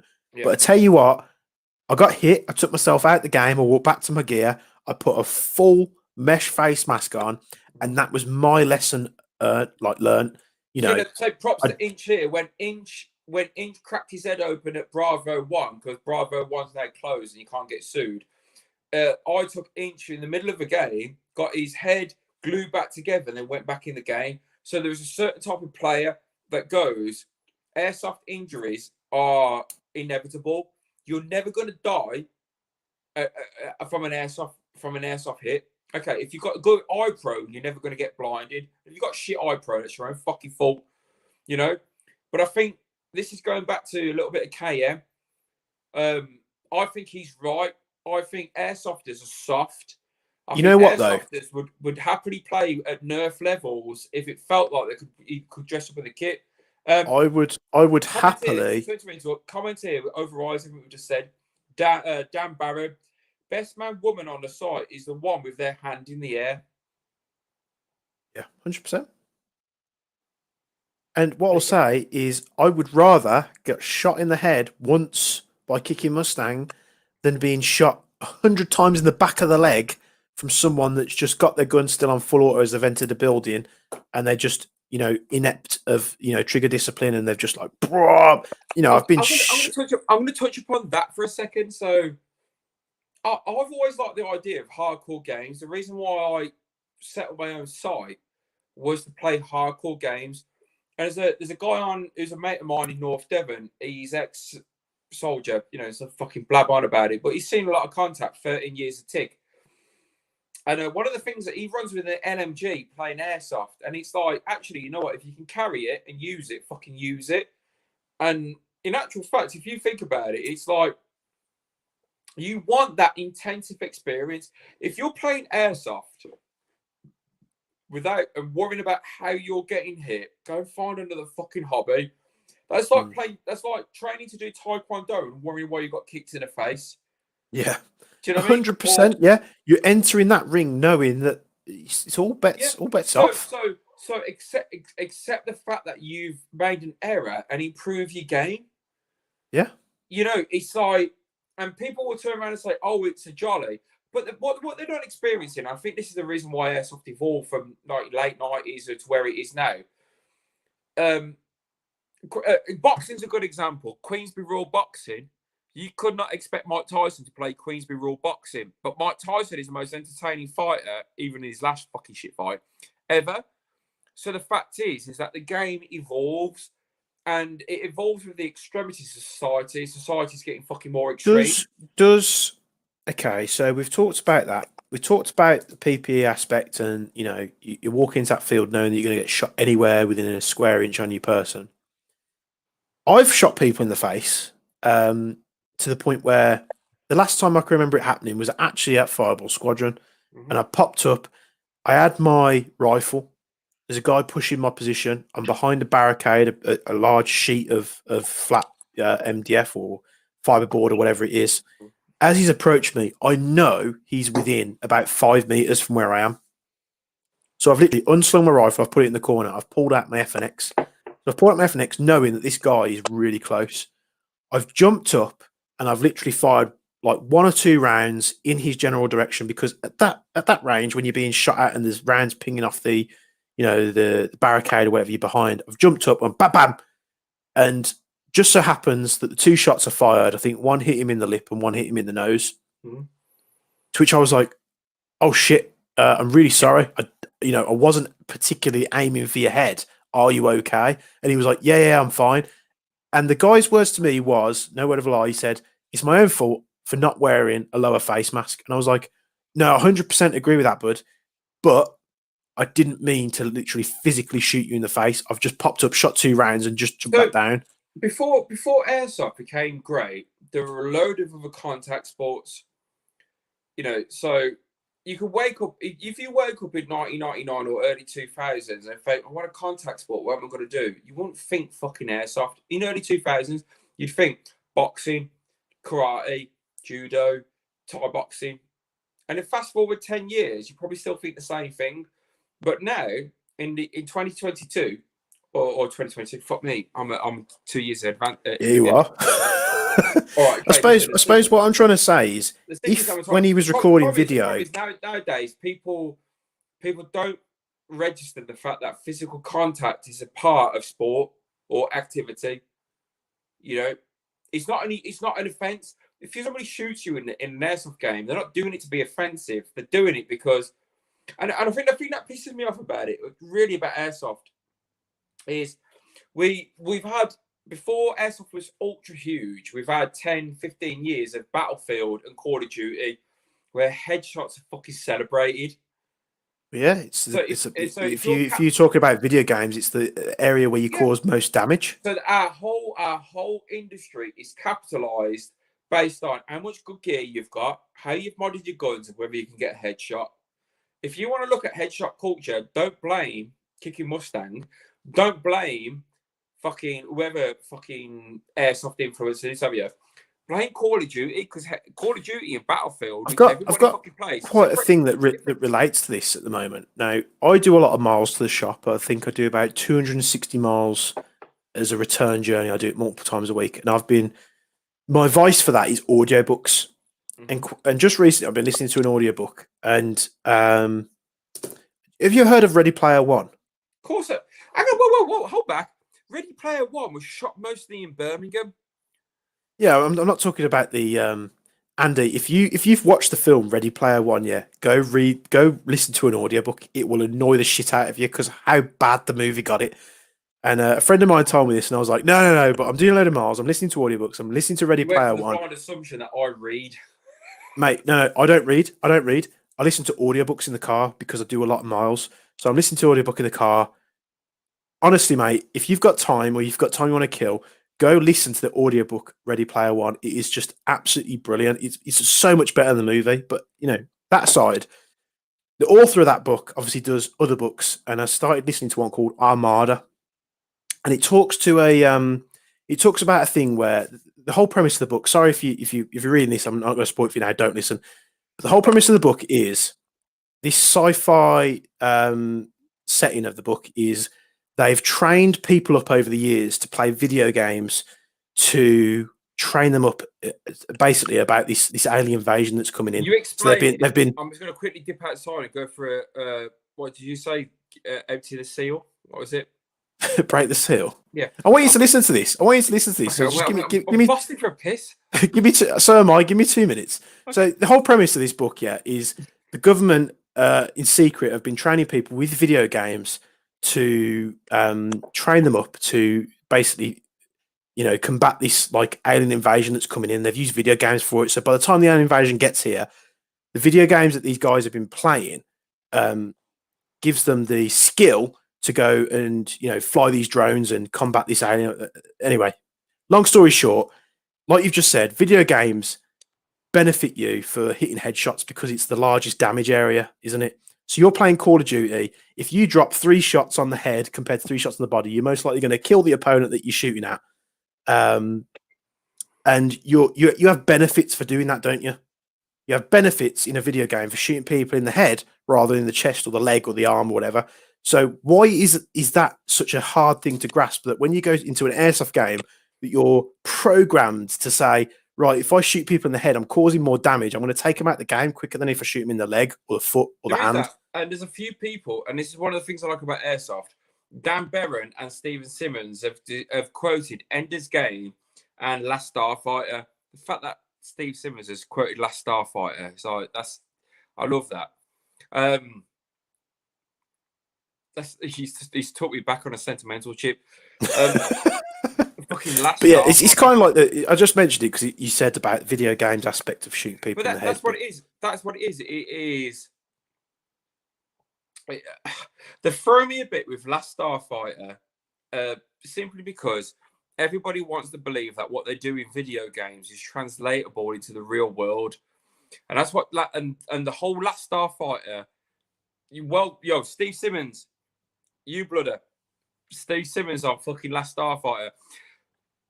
I think Steve Simmons in one fell comment there has like recycled all the bullshit that we're talking about at Airsoft and put it into a thing. So Airsoft for me, Last Starfighter and Airsoft is like that dream that maybe you could be a regular guy that could be a soldier. Let's expose Airsoft here. You mean? Andy, go to the toilet if you're bursting because you look like you're jumping on your seat. No, there's a few people on here. So moving on with Arabs will be entertaining. Yeah, Last Starfighter. So the problem is that in Airsoft, everybody watches the movies that they would like to watch. Movie Last Starfighter, Tears of the Sun, 13 Hours, this is that, the other. And they genuinely think that what they're watching in these movies equates to real life. And the thing with the Last Starfighter is the story about a guy who's playing a video game who thinks that he's just playing a video game, but it translates to, if you're good at the video game, you're good at real life. And that equates to Airsoft in the fact that a lot of people think in Airsoft, oh shit, if I'm good at Call of Duty or Battlefield, I'm going to be good at Airsoft. And it comes down to that headshot culture, which we're talking about now, which is people are into headshot culture because of Call of Duty. You know, now I'm going to drop this before I go for a piss. There's a difference, and I think this is where I'm getting at. There's two types of Airsoft player. There is a Call of Duty player and there's a Battlefield player. Yeah. So and there is a armor player. So so to use an analogy, in the whole group of Airsoft, there's three types of player. You're either into armor, which case you're a fucking milsim. You're either into Battlefield, you're into Battle Sim, or into Call of Duty, which is skirmish. Skirmish, yeah. And I was literally explaining this to somebody the other day. Call of Duty is like a skirmish, and Armor 3 and like Squad and stuff like that is like a milsim. Yeah. Like I've got a mate of mine who's turned around and saying, Andy, I can give you this thing called a shadow PC, so you can play armor on your shit PC. And then there's like you don't just maneuver like you do in a fucking game. You left, jerk, right, left. And if the gun's got a certain recoil, you have to wait for it to recycle. And there's all this other shit. And it's like, fuck me. Like, armor's like Sterling. And fucking Battle Sims are like Octo 8 or BritTac. And Skirmish is like the other 350 other fucking sites in the UK that just turn around and say, I'll just shoot each other and we'll get it. On that note, you read the comments on Arabs in this area. I'm going for a piss. Is that all right? Okay. Yeah, you go for it. So what we got here? So let us know, guys, if you've been to an Airsoft game and you're being tactical as you know as you think you are, and you get sniped in the head, what is your reaction? Because to be honest, me, if I was to get shot in the head, you know, it wouldn't bother me. I get shot in the head. Well, yeah, hit. Same as any other hit on the body. So let us know in the comments below, guys, how you react, because I honestly don't see a problem with it. And I think the people that, you know, shout Marshall, oh, Marshall, there's a guy shooting people in the head. I honestly think they're more of a problem than the guy pulling the trigger anyway. So I'm offended that you didn't include Halo. Well, I'm a massive Halo fan, played Halo through the whole series. I haven't played the new one yet. But, you know, again, in Halo, you're getting, you know, a bigger score, a bigger hit marker, a bigger damage effect on the enemy if you hit them in the head compared to the body. So are we literally being conditioned to shoot people in the head rather than the torso? GoldenEye, yes. N64, one of my all-time favourite games. I think I still have my N64. James, what? You're a businessman and you're logical. And you've just hit a really good point there. which was maybe people are preconditioned to shoot headshots because they've been playing consoles for so long. They think that their headshot is the bomb. Is the one. Yeah. Well, I say it as I see it. I try to. PTFO or GTFO, man. What's PTFO? No idea. I'm not sure what that means. Is that pass the fuck out or? That's what's going to happen if I drink too many of these and eat too much of this. Oh, my kidneys are killing me right now. Front or back? I'm not sure what that refers to. I don't care really. It's not like I've got many brain cells I can lose. It's like Tarkov. You walk in the open, you get shot in the head. Big Whoop go back and in and do it differently. Exactly. You know, Tarkov I think is the most extreme milsim in terms of games. If I get shot in the head, I'll probably say ow. If I'm stupid enough not to cover my head or lower face, but either way, it's airsoft. It's a game. Just call it and move on. 100%. If I get shot in the head, I put my thumb up in the air, signal good hit, and then keep my hand till I get back to spawn. Good on you, 100%. Well, hold Opening... on. Play the fucking objective. PTFO. Play the fucking objective. There we go. Mate, we're too old, obviously. Opening shot in the mouth, my best mate.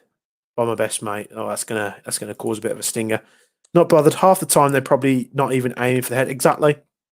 When I popped up behind that barricade, the example I said earlier, I wasn't aiming for the guy's head. I was just aiming. And Jenny Wares is like the Vasquez of airsoft. She's hard as fuck. All I can see is Facebook user. It doesn't tell me who's saying it, so you'll have to let me know. Okay. In one of KM's recent videos, there was a guy complaining because he shot him in the balls, made a really big deal of it. Again, just fuck off. Play the fucking objective. Okay. I have small balls. I have a really big Johnson, but small balls, so nobody ever shoot me in the balls.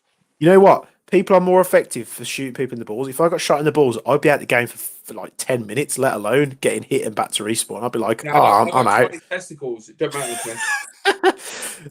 Objective, what's that then? I end up running in circles today. So, Andy, keep talking for a little bit. I'm just going to go for a whiz because I am bursting.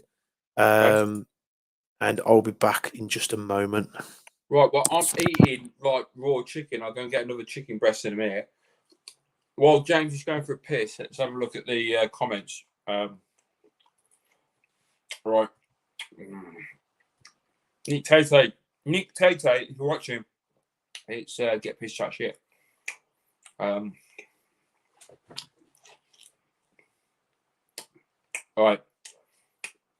One of the geezers on here, Dan Berham, I like his attitude. Steve Simmons quoting Last Starfighter that opened up a can of worms. Right, Last Starfighter, if anybody knows about it, it's a 1980s sci-fi movie where some guy who's really good at a video game gets abducted by people in the future to reenact the video game in real in a war, a little bit like Ender's Game, yeah. And it's an amazing movie, and that is Airsoft enthusiast. A movie night with Arabs will be entertaining. Alimentas Ramanakugas cast. I think your name is Latvian. Latvian, yeah, maybe. But movie night with Arabs will be entertaining. That's a very good point. I don't know if we go for the cheesy 13 hours and Saving Private Ryan. Or if we go something a little bit more like film noir. Dan Barron still trying to unlock my bipod knife. Wow, fucking hell. Bipod knife, I'm going to throw your knife at distance. Owen Walker, I'm offended that you didn't include Halo. I think Halo is underrated. Very much so. Dan Moore coming in with the GoldenEye. I think GoldenEye is that first-person shootable that is the benchmark for everybody getting involved with airsoft if you're of a certain particular age. I'm eating chicken. I'm drinking whiskey. I'm reading. People from Birmingham can read.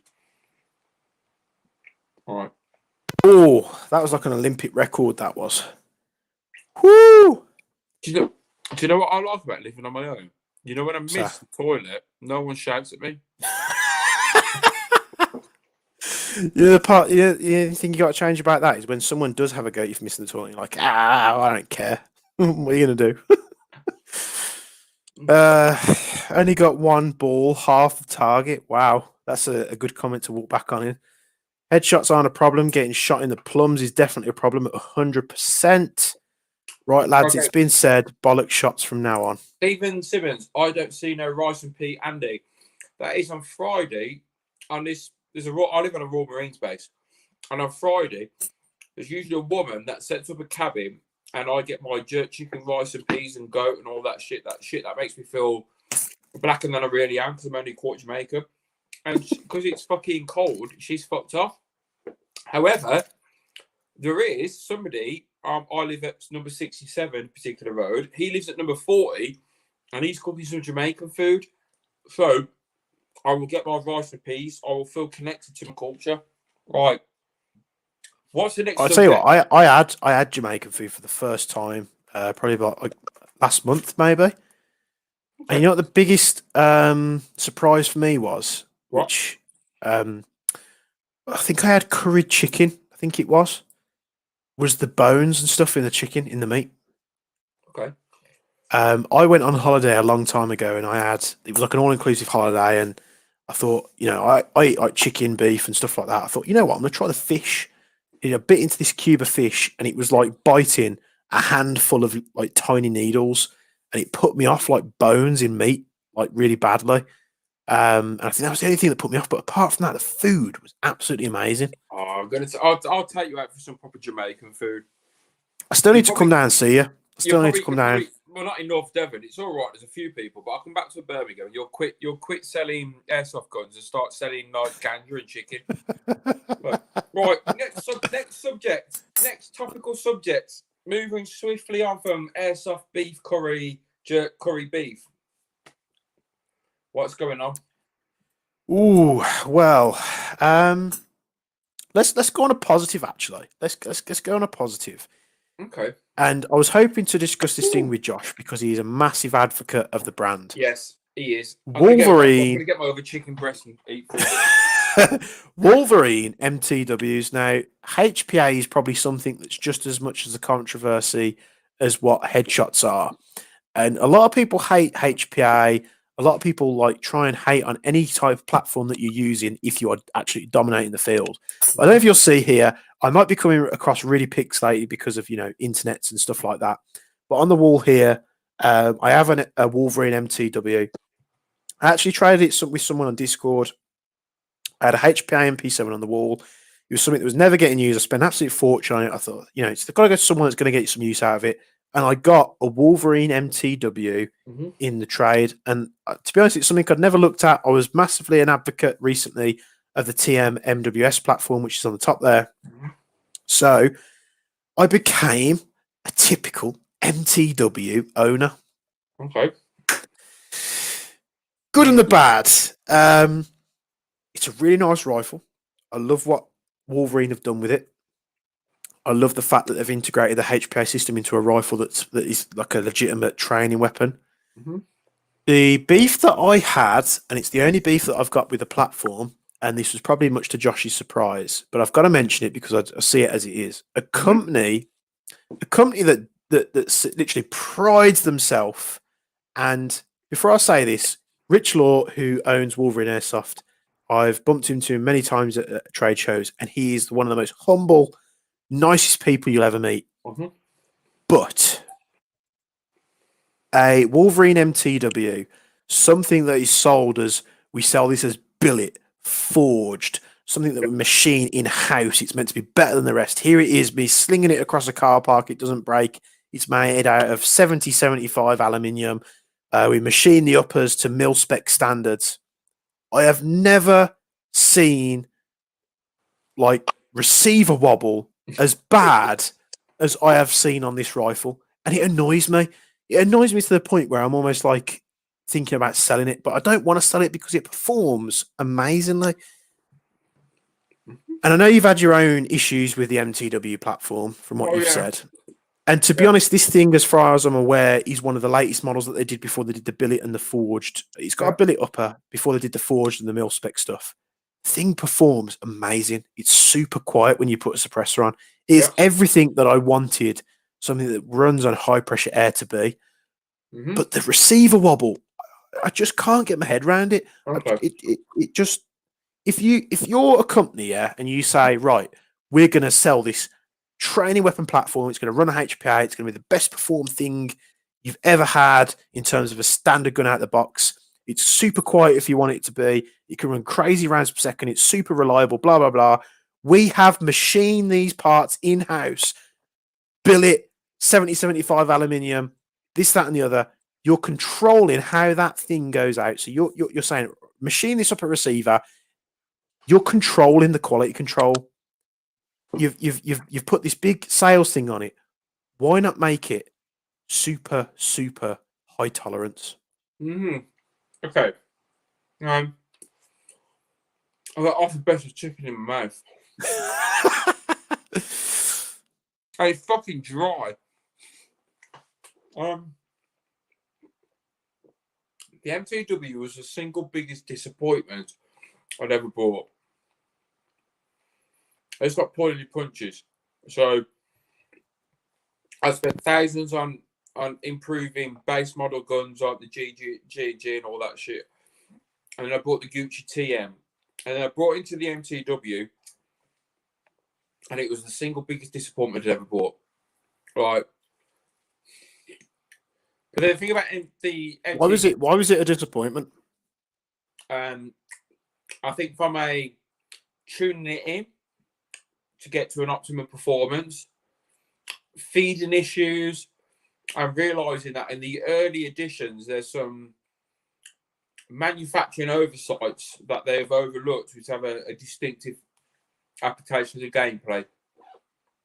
And it took me 2 years, or a year and a half at least, to realize that one of the issues I was having was the contact springs. It was nothing to do with the technology, it was to do with quality control. The contact springs to the board, which enables the shooting as well as the last mag operation. And I'd had enough. I bought one second hand for about 500, 600 quid. But the same guy who sold me this. This is my favourite rifle. This is my VFC. It's got no other furniture on there as such, but this is my VFC gas blowback. And what I do is I tap these mags here for HPA. It's probably one of the best rifles. Is that because it's the only way to make it work? No. My guns work by accident. They work by accident. Oh, fuck, that's working. That's the best one I've got. You know what? And this gun right here, I bought one second performs so good. But the gun above it, is made by TM. It's a gas blowback rifle, MWS, MTR-16, whatever you want to call it. The upper receiver and the lower receiver on that gun is cast. It's cast. Okay. They're making it with the cheap, not necessarily cheap materials, but it's not machined, it's not billet, it's not forged, it's not 70-75 aluminium, it's not all this crazy stuff. It's a cast upper and lower receiver. You know how much body wobble I have in that MWS? 0. It doesn't rock. You know what? I would still fucking fat chick if the pussy was tight. So I look past the idea of going, I've got these little niggles with the system. And when I used the MTW and it was working, because it wasn't always working, the silence of it and the consistency of it was great. And the thing I liked about the MTW was, when it came to getting it upgraded and repaired, I didn't need to send it to Eagle 6 or Camerades or Kingdom of Airsoft or you. And at the time, you were more drifting towards your best boat, your barrels and stuff like that. With the MTW, the technology of making it a Gucci gun was far less intrusive on my pay packet, as well as the pseudoscience about it. And then I found the MTW community online was a lot more reciprocative about deciding what technology and what modifications worked. And then it was Josh. Josh was turning around and saying, I can prove to you that I can get 80, 90 meters at 0.36, at 350 FPS at 0.2s, but at 1.13 joules, I can give you 80-meter headshots. I was like, fuck off, man. I've got the gun, but fuck off, man. I've got an Eagle 6. We I've know. got an Eagle 6 I've got an Eagle 6 and a Camera Aids conversion. I'm Gucci. You're like, all right, mate. Don't sell you MTW. I gave it to him, and he put the PDI barrel in, and he put the max hop in. What you're saying there is you're changing the spec of the rifle from how it comes out the box. Yeah, but like, yeah. What I'm trying to say, don't be wrong, I'm singing this gun's praises. Now, I know I talk about MWS all the time, but this is a Tokyo Marui MTR16. It runs the same platform as the MWS platform. Mm-hmm. Yes, it looks very custom for what it is, just because I've changed the external appearance of the thing. But internally, this thing is standard. This thing is standard. And I can shoot someone 80 odd meters away with a 0.43, sometimes a 0.45. Yeah, it's at the limit of its hop unit. But this thing works. And you know what? I'm trying to flex the receiver. There's no wobble in it whatsoever. You know, TM, Marui Man, whatever you want to call him, does it again. Now, I'm going to put that back up on the wall, and I'm going to pick up the MTW. And one of the things I like about the MTW, which I'm sure you'll reiterate, how light it is. It's so light. Yeah. 70-75 aluminium. It's just like it's like holding. Yeah. It's like holding a cheaper gun, but it's not a cheaper gun. It's just light. The M-Lock front end they put on it is absolutely beautiful. Love it. Love the HPA system. This thing is standard as it comes out the box. The performance of it, out of this world for an out-of-the-box gun. But I'm not sure if you can hear that. Yeah. Maybe I was expecting too much. Maybe this isn't going to be much of a problem. And this is where I jumped onto a live chat with Andy and Josh at the time. And I was like, guys, is this normal for an MTW? Josh has said, you know, put an O-ring here, you'll solve the body wobble. If we do that, that's fine. I'm happy. 100% happy with it. But I am a convert of the MTW platform. And from what I'm told, the newer rifles have much better QC on the upper and lower receivers. I think what's happened is upper and lower receivers manufactured by Wolverine were manufactured with that entry-level alloy where it is. And now they've done a mil spec, and it's manufactured by a real steel manufacturer. But Wolverine are very open to this is a Rich Lord, who's the MD of Wolverine, has got his community, and he answers to his community. Yeah, which is very different to TM. He does something. If you're not Japanese and you want to talk to TM about making modifications, I go, all right, there you go. If you talk to Rich Lord and say, have you thought about doing this? Have you thought about doing that? He'll explain to his customer base why that's achievable and that's not. But the guy's like ex-NASA. The guy's, I don't know what he did at NASA, whether he was like an engineer or something like that. There is a big hole, as far as I'm concerned, with Wolverine. And on his live stream, I dropped to it. And I allure to this every fucking stream like I'm a Big Bang geek. But I asked Rich Law in his stream, saying, have you EMC tested your boards? And he went, okay, so cool. If I got a PTT and I press my fucking PTT, it's going to affect your board. All right, I'm going to buy your Reaper then, because your Reaper is fully mechanical and it doesn't involve electronics. And what I'm seeing with everyone, except for the TMW MDS range, which you still do a few little bits to it, every single gun that's out in the market to suit your requirements or to suit your needs in performance or reliability requires that little bit of extra TLC. It's like ordering a Russian bride and expecting that you're going to have 20 years of happy marriage once you've ordered her. Do you know what I mean? You got to order her, and she's going to want. I mean, don't misunderstand me. That platform for what you spend is just mind-bogglingly over-engineered. It's just awesome. I love it. I do love it. And the only reason I swapped that HPA and P7 that I'd built over a couple of years and I've spent thousands on it was because someone said, "Oh, do you want an MTW in a tray?" And I was like, you know what? From what Andy's told me and from what Josh has told me, who's a massive advocate of the Wolverine MTW platform, I'm going to give it a go. So I did. I was just surprised about the receiver, but in terms of performance, that thing I get is that. unreal. Well, I had this. I've had this with a couple of GBBRs and a couple of other guns where the forward receivers been the same shit. I think it's just one of them niggles that you get with Airsoft. But from when I've played out with the Wolverine and I've put the foam suppressor on and I'm levering a whole team and nobody knows where the fuck it's coming from because they can't hear the recoil or they kind of zip, zip, zip, zip. I mean, what do these retail at? Was it like £600? The new one, which is the mil spec and then the whatever fucking metal it is. There's two that they come out with. There's one which is mil spec, which is single shot only. And then there's another one which is forged, the forged series. Well, you can pick up an MTW, I think, for about like I did. I picked up my MTW, 6 mags, a load of furniture, and some optics. And this again was the thing. I got it in a trade. It came with like 6 mags. He chucked like a HPA tank in because all mine were like, expired. This is the only thing with HPA, what people don't realise. If you're using the Wolverine system with the electronic engine, you're going to physically and mentally have to dial that fucker in.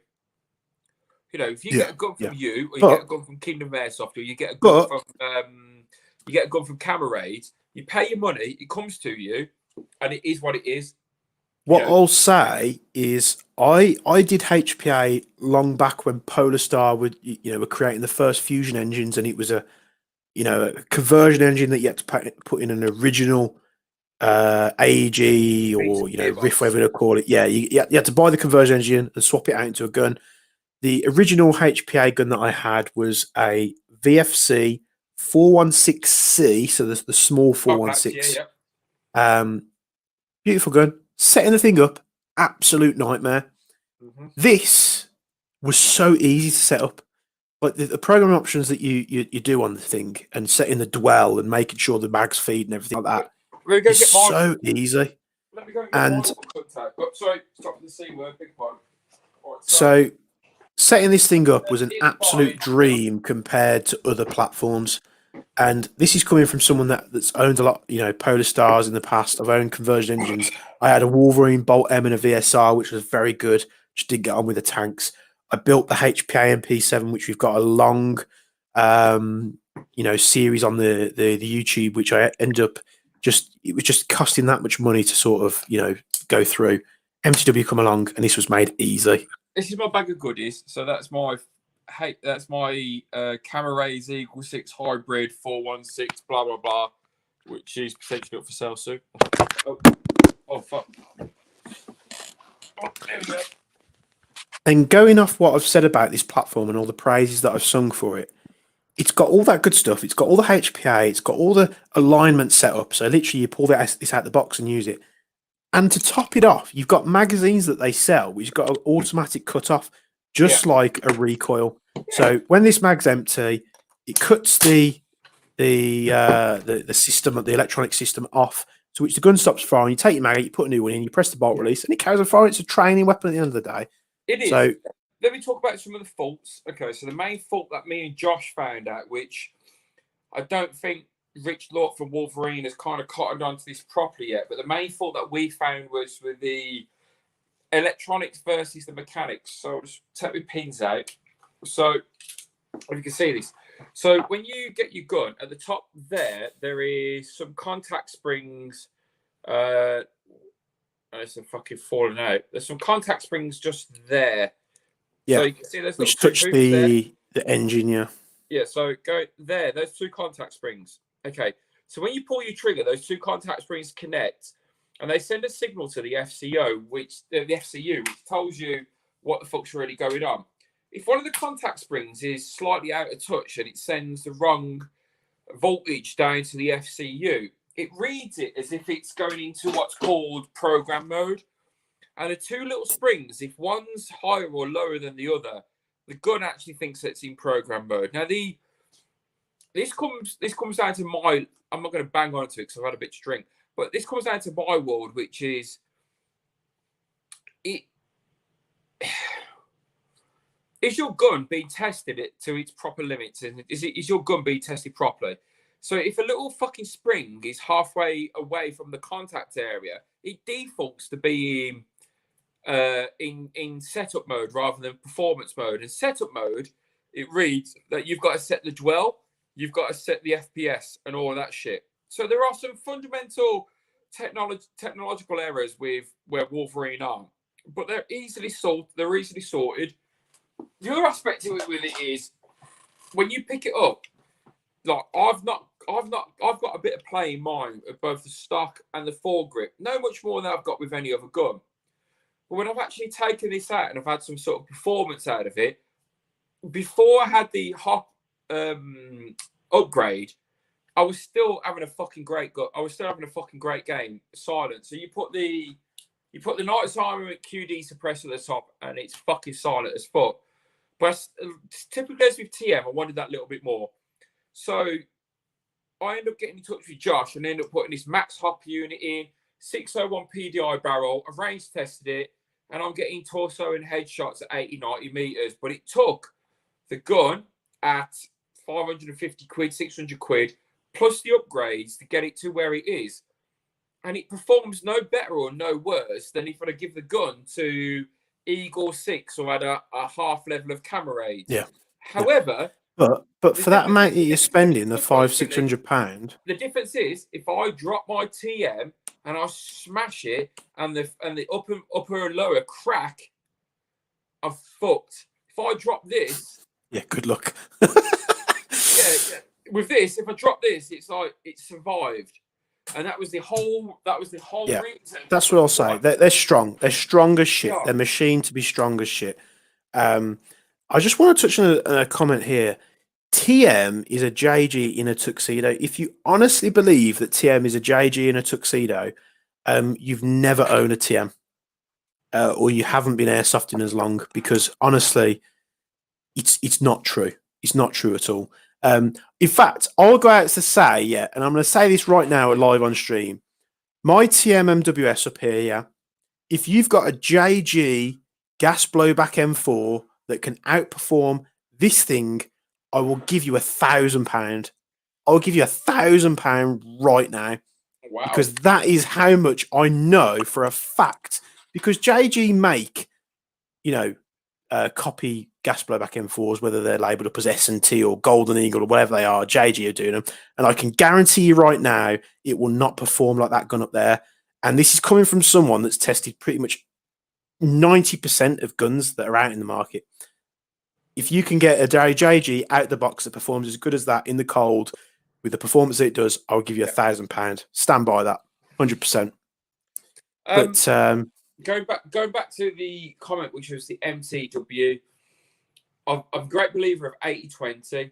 I believe it's 80% of the way there of being one of the best guns in the market. The other 20% of there is if you get your CO2 cartridge or your race stock fucking nailed down, people will buy into that riff.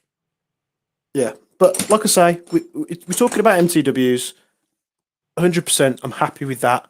There's a few issues with it which we're going to sort out just because it's used. At the end of the day, it's brand new, but it's used and it's missing the body pins, the little spring and detent. Without attacking the brand, there are still issues with it. So you get a guarantee with it, and it covers the FCU and XYZ, blah blah blah. But there's the little niggles with it, which is like I said, the spring connected to the FCU, and it will default to switching into firing in dwell mode, which means you'll get one fire at 20 meters, another at 80 meters, and it is a fucker to set the performance of it. So of the MTW, yeah, this thing is set. This thing is best off at 3.6 and 3.2s. Going from the Polar Star engines that I had and the HPM P7 that I had a Polar Star jack in it. Yeah, the settings on that on the FCU are literally mind-bogglingly difficult to set.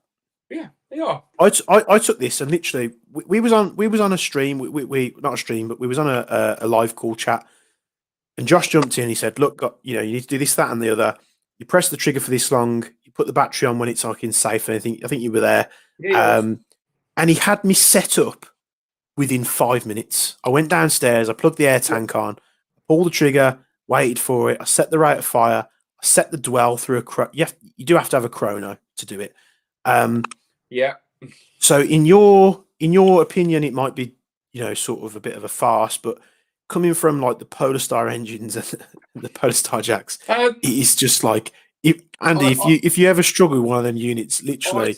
My reason for buying into the MTW was when I had a TM, it had to go through 2 different shops to get it up to a level of performance. When I had standard AEG, everybody but you fucked it up. And when I had HPA, I got this guy who turned around and says, "I've made every mistake that you can with HPA." And it was the most easily rectifiable mistakes out of all the platforms. So if you turn around and say they're all shit, let's say all airsoft guns are shit. Let's just turn around and say that. Doesn't matter whether it's you, Dave's Custom Racism, Eagle 12, Camo 20, Combat 18, whoever the fuck that is that's doing your gun. The fact is they're all going to come across problems, but the easiest rectifiable problem was with the MTW. Yeah, and that was it. It was like, I'm not interested in having my gun finally cool like a Formula 1 race car. Here's a question: did you buy your MTW new, or did you have it second-hand? Fuck. I bought it second-hand by a guy called Ian. I drove all the way from North Devon. Well, that might be where we've gone wrong, because both of us have bought an you bought an MTW second-hand. I've had one in a trade second-hand. So we don't know that the original owners have messed with it. Yeah, but here's my doubt. Here's my doubt with, it's not just the MTW, but it's the Airsoft world. People are fucking around with electronics, with gate, and I say this every stream, and I feel like a fucking granddad. But people are slowly cluing up. Like, people are fucking around with like Bluetooth modules and MOSFETs and all that shit, and wondering why their guns shooting in the safe zone with PTTs unactivated. That's an EMC issue. I'm not going to delve into it because we ain't ready for that. But when you look at the MTW, it's like a Reaper. And I've gone to Josh and said, Josh, is your gun fully mechanical? Yeah. So it's got no electronic intervention whatsoever. No, I'm buying that shit.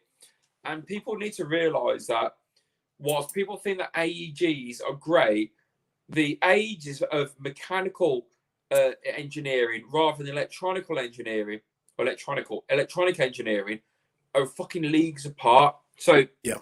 But they do offer a mechanical version of this, don't they? That's the whole point. Reaper M. Yeah. Like, I will sell my fucking highly upgraded Wolverine MTW, which is shooting 90 meters on .36s easily, and we've ranged it. I would get rid of it for the mechanical Reaper engine. And here's the reason why. Like, people are buying into AEG conversions, and they're not realizing that the moment you're delving into Bluetooth, Wi-Fi, all that other shit, or taking a multi-components, let's say you're taking a Titan MOSFET and putting XYZ gearbox and XYZ motor in there, people don't really understand what the fuck they're doing. But when you take something really simple, which is on pushing air through a motor, which opens the valve and lets it rip, that's nice and fucking simple. So I look at the Reaper and go, oh, fuck me, the MTW Reaper, it's single shot. So if I'm shooting 370 FPS on single shot and the whole gun is set for single shot, no dickhead's going to come to me and turn around and says you can't use that. The moment I'm using something fully automatic or some knob end. And going back a couple of years, I had a TM VSR 10 that was running a Wolverine bolt, and it was literally, you put a micro switch on the trigger so it opened and closed the valve. It was so quiet that the only thing that you would hear is a .45 hitting its target like 60, 70 meters away. That was the only thing you would hear. You could fire it over people's shoulders and it would just go, doo-goo. And you'd just hear the .45 go smack as it hits someone's plate carrier like 60 meters away. So, yeah, it has its benefits. And to be honest... But to answer it, mate, you asked it, MTW, shit hot or perhaps not. It's an eight. I'm going to go as it's an 80-20 rule. 80% of it is shit up. The other 20% of it is suck it up and see. It is the same. You don't know. I mean, I have no idea that this MTW, if the previous owner has abused it, I really don't know. I mean, the body pin, the spring and detent from the rear body pin was missing when I got it. The body pin literally falls out, so I've had to order that as a spare part. I think there's a so I don't. issue there, and that's an Airsofter issue. When I first started talking to you, I brought you a load of shit guns that I got from auction, and turned around and says, "Yo, James, can you make these work?" And, you know, and you did. You know, even though a load of other fucking airsoft techs had tried to make it work, you did. And said, Andy, is the fundamental problem that you're going with your AEGs, trying to make them work. The problem with Wolverine, if you go onto their website, is that everybody's trying to find the formula to get that extra 5 or 10 meters. And the fact is, there's 2 formulas for an MTW. It's either go the max hop, super macron nub with a 601 PDI barrel, which fucking Josh has fucking nailed, or it is the manufacturer turning around and saying, how do we gear this off to making sure that when we send it from with a Phoenix hop and super macron, whatever, it works it works the bollocks. Now, there's a few other companies that have got that nailed. Eagle 6 will turn around and say, if you want it to perform this way, it costs this much. Camerades have got it. If you want it to perform this way, it costs you this much.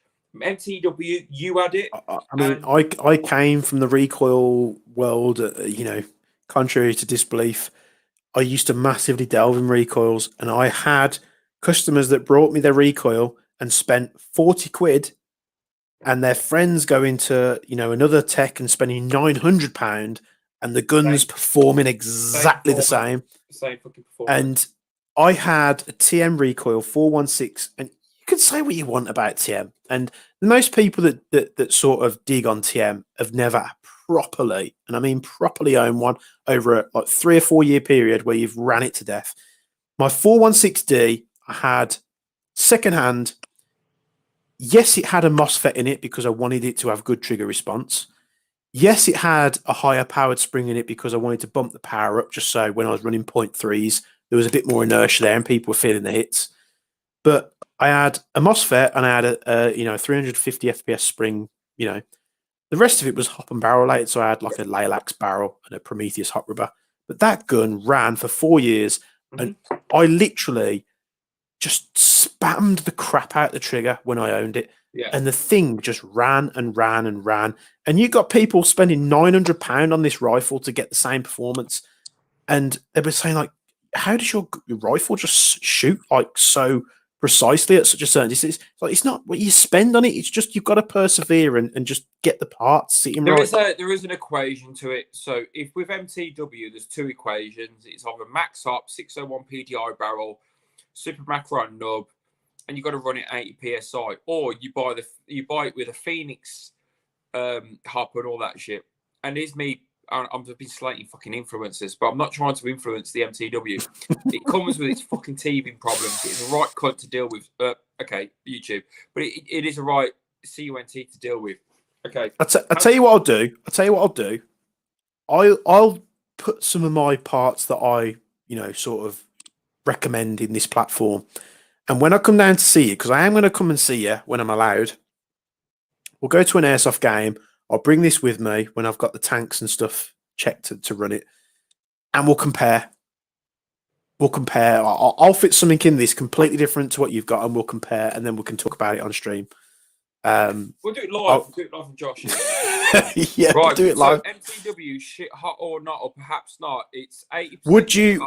Would you guys in the comments, the 23 or so people that are on paying attention now, would you go and spend £500-600 on this rifle and run it?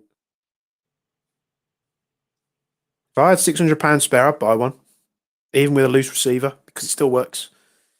So we want to hear from you. Would you go and buy an MTW? If I was to go say, here's an MTW, would you take it off my hands? Vice versa. They're expensive guns at the end of the day. But while it's ticking over, we'll get into the next. And we've been talking for like 2.5 hours. It seems like when me and you are on stream together and no one's here to sort of break us up. It's like the old gits from Harry Enfield. Airsoft. Fucking crack on, mate. It's fucking Friday. Right, next subject. MTW, yay or nay? 80% yes, 20% no. Make up your own mind. What's the next subject? Come on, let's fucking wrap this through. Oh, let's go for it. Now, I going on the sort of the upgradability of these guns. I want to touch on this subject, and this is something that I see all the time. My gun shoots lasers. You know, I've got a Nuprol Delta, blah blah blah. It says out of the box, and I shoot lasers at 70 meters, bro. You did the burger lasers. Lasers, bro. Just Oh, lasers. God, every time I hear this, I just want to shoot myself in the head.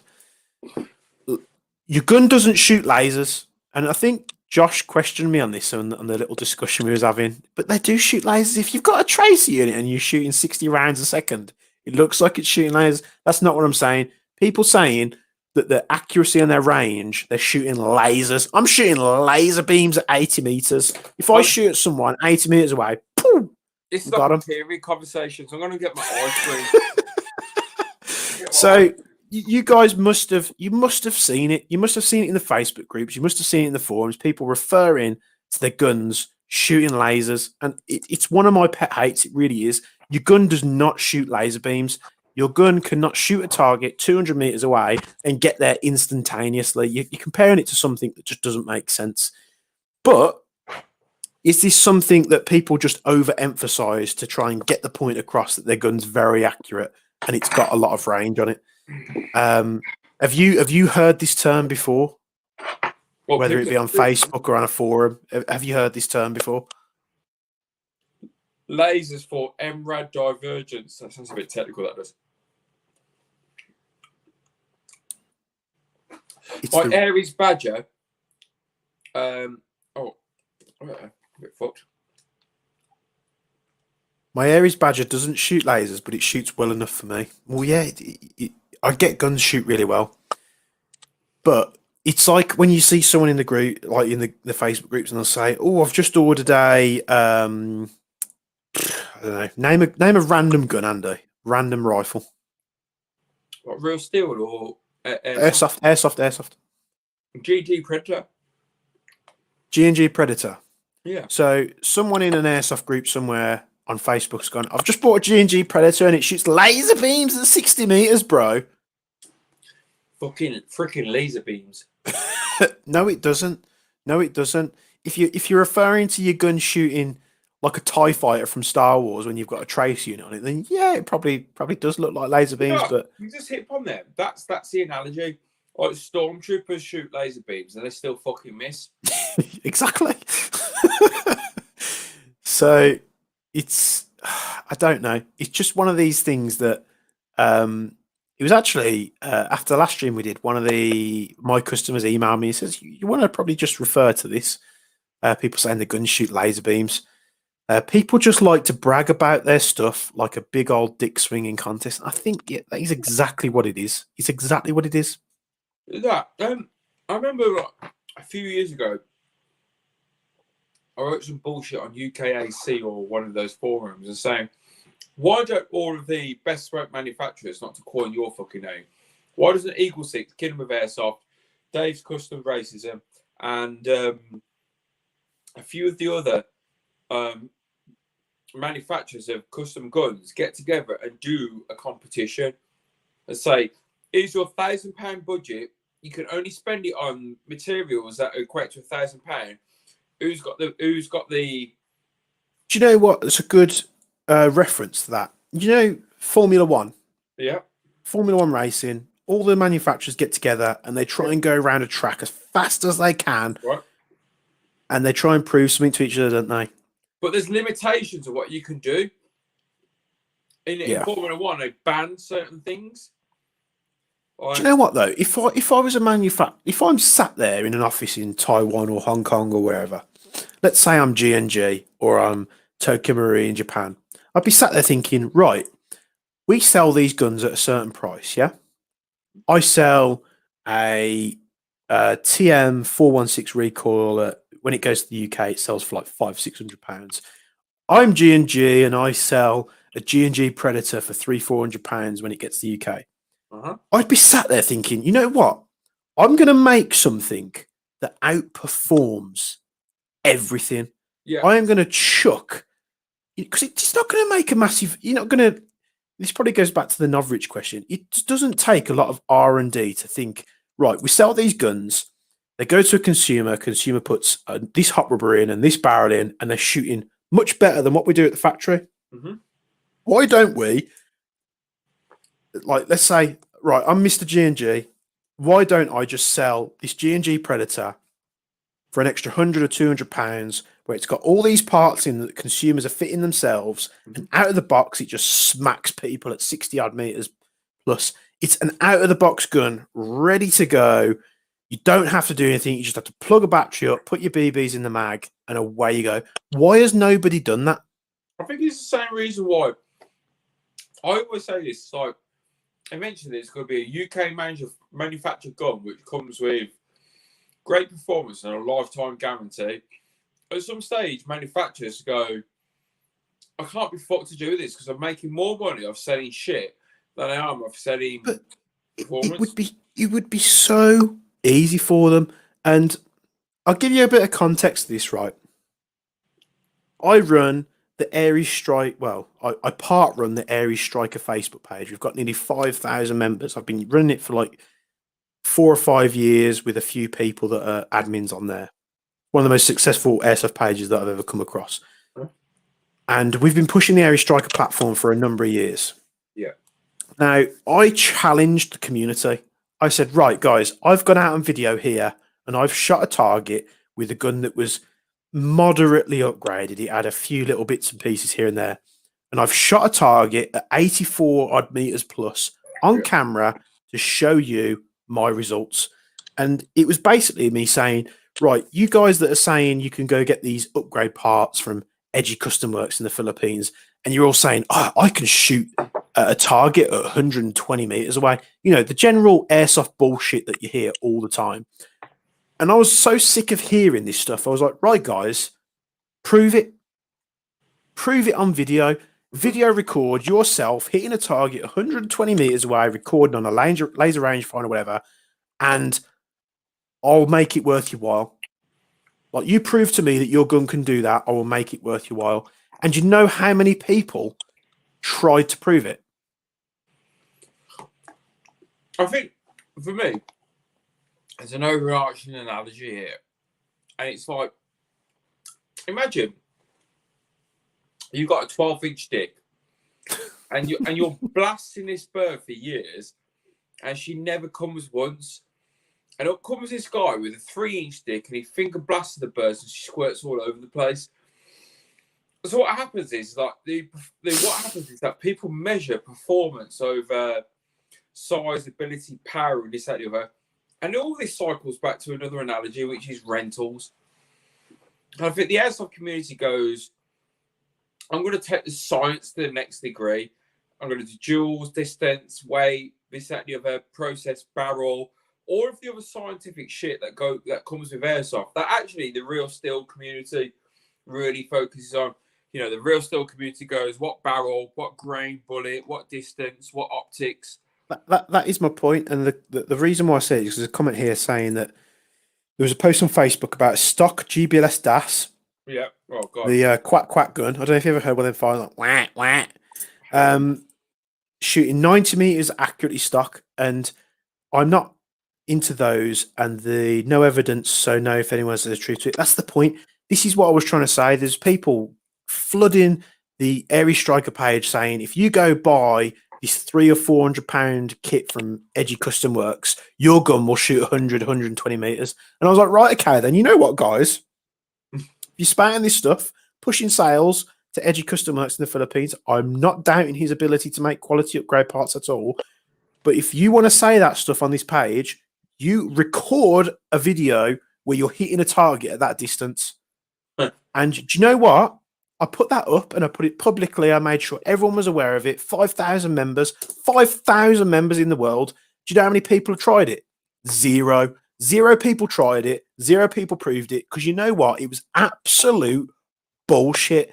And I proved my point. And I was saying, guys, this is the thing. Everyone reckons their gun can shoot 120 meters accurately. If you look at the ballistics of a 6mm BB, it cannot literally go that far to the point where you can accurately replicate it like these people say on Facebook. And that was kind of the point that I was trying to get across. This guy said, stock GBLS dash shooting 90 meters accuracy stock doesn't happen. Absolutely doesn't happen. Could you get that with a load of upgrades? Maybe, but prove it. Get yourself a video camera. This is 2020. Your phone that you carry around with you every day has the capability of recording this stuff. Go and do it. Go and show people. Like if you was a gun manufacturer and you said, right, we've made this new bullet, we've made this new 50 cal bullet that you fire out a Barrett and it has a extra 200 meters range. Now, if someone out there was doing that in the real gun world, they'd probably prove it, wouldn't they? Yeah. They'd probably go, look, here's us using this bullet, whack. Here's us using this new improved bullet, whack, 200 meters extra. It's just like, and this probably goes to the point that I'm saying about airsoft shooting lasers. There's so many people that say that they can do this stuff, but they actually can't. But the thing in airsoft, what people don't realise is you can have this amazing gun that shoots 80, 90, not 80, 900 meters. That's what it is. I guarantee you, in skirmishes, there's that kid who can fucking hide behind a barrel, who can hide behind a bush with his pistol. And I've seen it time and time again. I think what people are getting confused with airsoft is there's elements of performance that you can measure yourself against, and there's elements of fun that you can measure yourself against. And the thing is, if you take your aptitude towards performance and you bring it into an event which is all about fun, you're gonna not enjoy yourself.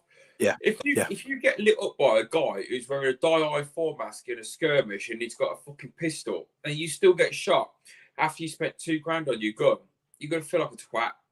Yeah, 100%. 100%. And years ago, when I worked for another airsoft retailer, I got myself into that, Andy. I was running PTWs at the time, the most expensive guns at the time that you could own. I was pouring hundreds of pounds in, expensive upgrade parts. And you know what my problem was? What? I was chasing performance. I thought I actually, bit of a weird time. I actually got it in my head that I had to be, when I got on the field, I had to have a gun that outshot everybody else. Wow. And you know what it did? It turned airsoft into a negative thing. And it took me a while. For me, the analogy is this. You can fuck a model and she's a shit fuck. And you can fuck a fat burn and she's amazing. And how that questions your morality of going what you expected a good-looking bird to sleep with. Sorry to just, I'm not trying to be, but it's that analogy. You can this is what I'm trying to say. I turned airsoft into his thing. And drive like a Metro. You can have a £1,200, £1,500 airsoft gun and still get outplayed, outgunned, and we realise that somebody's having more fun with 120, 130 quid worth of kit. And that's what it comes down with. This was the hole that I got myself into because I was just chasing performance. I would go to a regular skirmish day. I would fire like 2-3 magazines to this gun, realize there's a problem, pack it away in my gear, pull out another gun, have a day. And as soon as I walked back into my, my day job at the time, I was working for, JD Airsoft, whatever. I would sit there in my spare time and just meticulously pull this gun apart and find out where it was almost like, motorsport mentality. I was finding out where the fractional margins that I could gain. And it turned airsoft into a negative thing for me. Do you think airsoft ultra upgrades are like the Viagra of airsoft, which is, yes, you're harder for an extra hour, but you still lop off after a period of time anyway? There's a question. Are airsoft upgrades just another version of Viagra?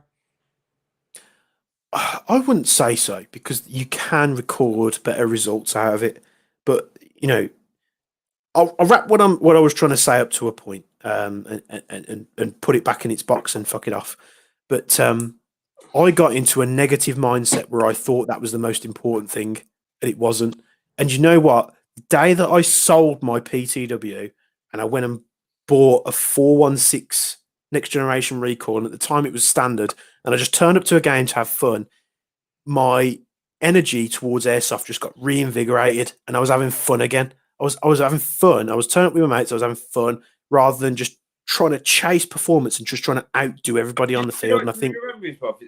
I'm 42 now. Back when I was a kid, I used to think that having a different pair of football boots made me a better football player.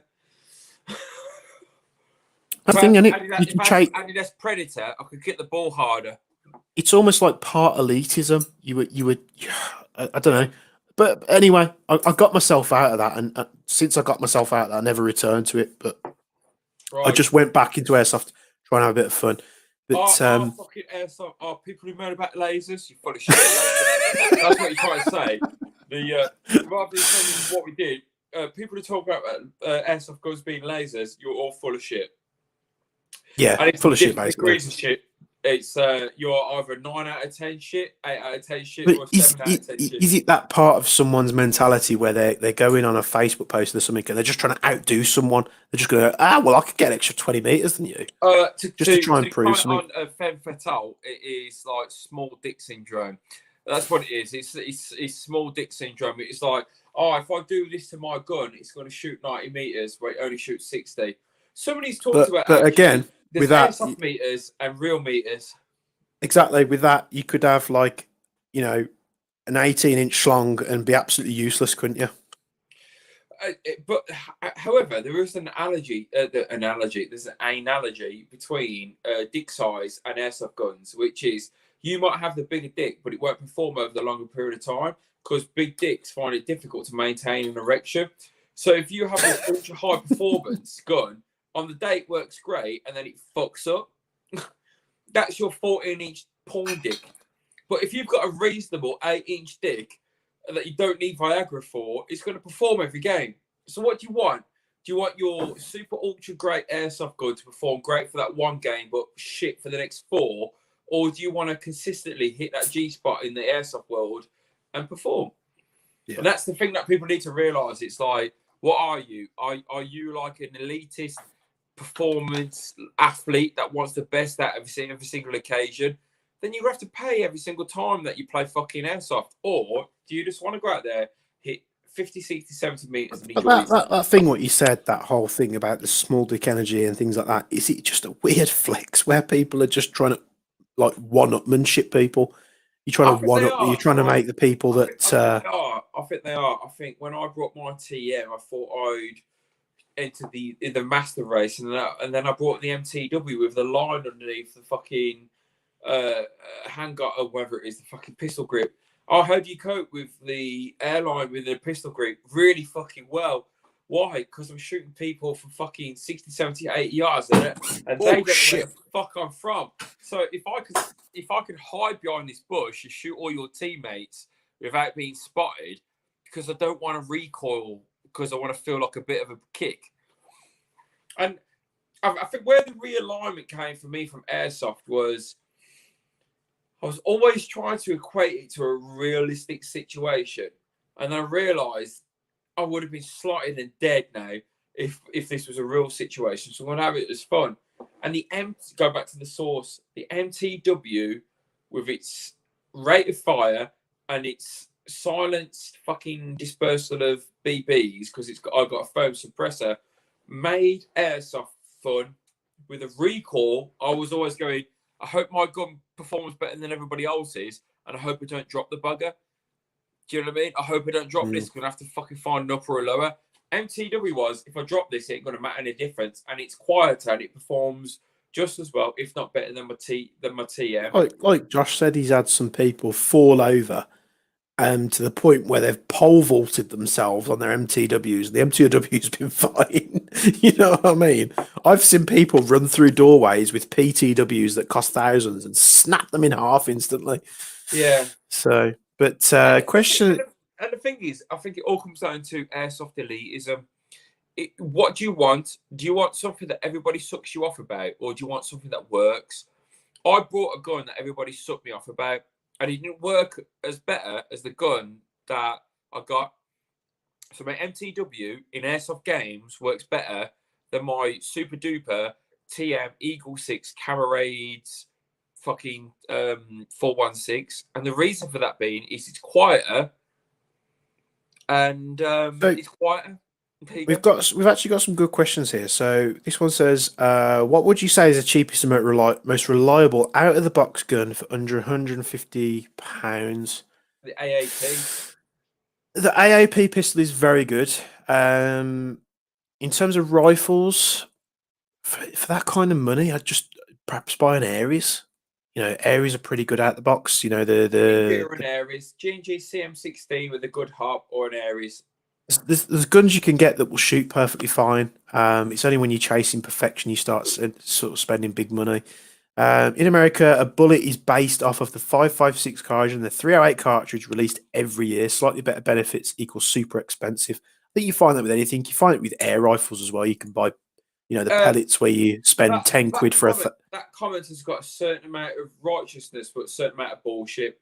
Which is, if you're custom building your rifle, the grain of the round based on how you built your rifle will determine accuracy. It comes to tolerance, doesn't it? If someone makes a bullet to a higher tolerance, you could take a going to perform better round and stick it through a SIG, and it will perform different if you take the 308 round and put it through another rifle system. I can't comment on real rifles, but I can comment on like the air rifle industry because I did that before Airsoft, and you could go and buy a little pot of pellets, like 200 pellets for like 10, 15 quid, or you could literally buy pellets that cost a couple of pound per pellet because they were made that accurately. It's probably the same type of thing. Let's cycle back to Jonathan Nee's conversation. In America, a new bullet based on a 5.56 cartridge and a 308 cartridge is released every year. Slightly benefit expensive, super expensive, 6.5 Creedmoor, 6.8.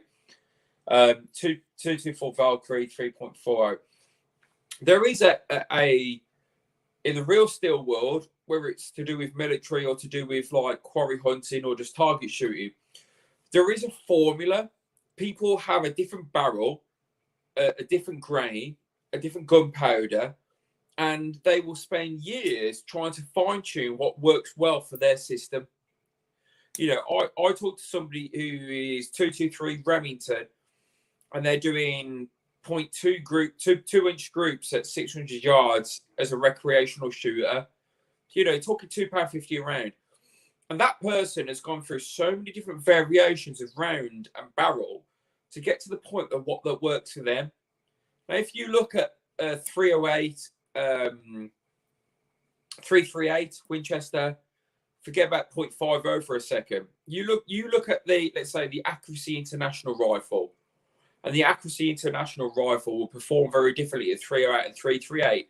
If you look at the new Royal Marines rifle, which has been bespoke built by a number of people that are doing the job, what you get from a 308 and 338 Winchester out of an A8 and Accuracy International is very different than what you get out of a 308, 338 out of the Royal Marines rifle. And so what happens in the real steel world, people don't realise, is actually you need to fine tune that fucker. If you're going to come away from taking a gun off the shelf and hoping it performs well, that's great. But when you start getting into ballistics, which is there is a certain synergy between the ballistics world and BBs. The fact is, you've got so many other variables. It's not just the hop. It's not just the barrel. It's not just the BB weight. It's not just the BB type. There is an infinite amount of variations that result in a very different outcome. So Michael Wright, who works for Dave's Custom Airsoft, he will explain it. You might agree to this or not, but you can change your hop, and that will determine how well it feeds. You can determine the spring in the mag, and that will determine how well it feeds to the hop. So there are and then it's got to hit the cycle and then through the barrel. So there's so many variations of mag feed, barrel, hop, whatever the fuck that is your recipe. And I think that's the problem with airsoft techs, is that each and every airsoft tech has got their recipe that works. It's 100% agree. He obviously knows what he's talking about. What I will say is early on in the stream, a guy came on, Nick Tad, who came in to see me today and talk guns and stuff. And I said to him, I said, it's very simple. You've got to think of it in terms of like your gearbox, your HPA engine, your spring sniper, your whatever, that supplies the power. So whether you're using HPA, whether you're using AEG, whether you're using gas blowback, all those systems supply the power. The rest of it comes from the barrel, the hop, and the hop rubber. So everything backwards from that is just supplying power to the BB at a certain rate of fire, at a certain power, whatever. Things that give you distance, accuracy, and all that good stuff is hop and barrel related, 100% all the time, every time. What you want to do is you want to apply backspin to the BB as efficiently as you can. So what that means is apply as much backspin to the BB as you can, with as applying little to less force to the BB as you can. So a simple way to think about this is if you look at motorsport, if let's say you've got a Formula One car, let's say you're McLaren, This is less complicated. That it's like playing pool or snooker. If you think about it, let's say you're at a Formula F1 team, yeah. You're McLaren, you've got Lewis Hamilton taking your car around the track. It's a nice sunny day. What tyres do you equip? You put super softs on, 100%. They're going to wear out faster, but they're going to provide you with maximum grip around the track. You put hard tyres on, they're going to give you less grip around the track. They're going to, massively decrease your lap times, but they're going to last longer. And it's very much the same in airsoft. And I've said this for countless years. Softer hop rubbers apply more backspin, but they wear out faster. And it's the same, sort of thing going to motorsport and airsoft. So if you can apply more backspin to the BB with less action forced on the BB, you're going to get more range. So if you've got, let's say you're using an MTW, for instance, and you're using a 50-degree hot rubber, you have to apply less force to that BB to get as much backspin as you have to with a 70-degree hot rubber that's got less friction. This is like the people who take professional free kicks. It's not about how the force; it's about the angle, and it's about the way you hit the ball. Yeah. We're the same, so that's where it's really coming from. It's nothing to do with like the joules or nothing to do with this, that, and the other.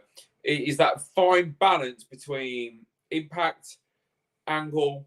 I'm going off on a tangent here. I'm literally talking about chasing performance.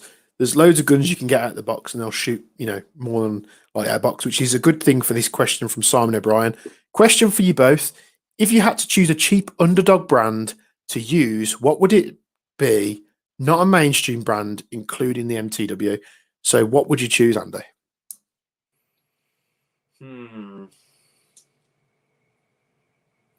I'll probably go back to a stock TM. Okay.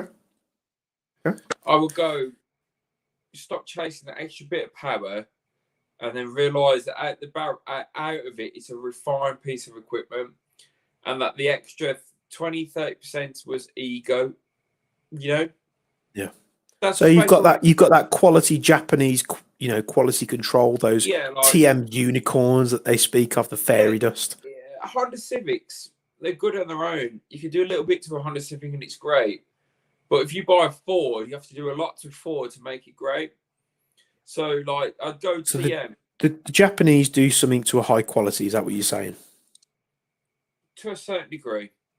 Okay. To a certain degree. But there is a flip side to that, which is you could take an M4 case with a version 2 gearbox and give it to somebody who really knows what the fuck they're talking about. Or it would be you, fucking Negative Airsoft, or everyone else, and turn around and say, I've got a £150 gun here and I've only got £200 to make it fucking good. How do I make it compatible? Yeah.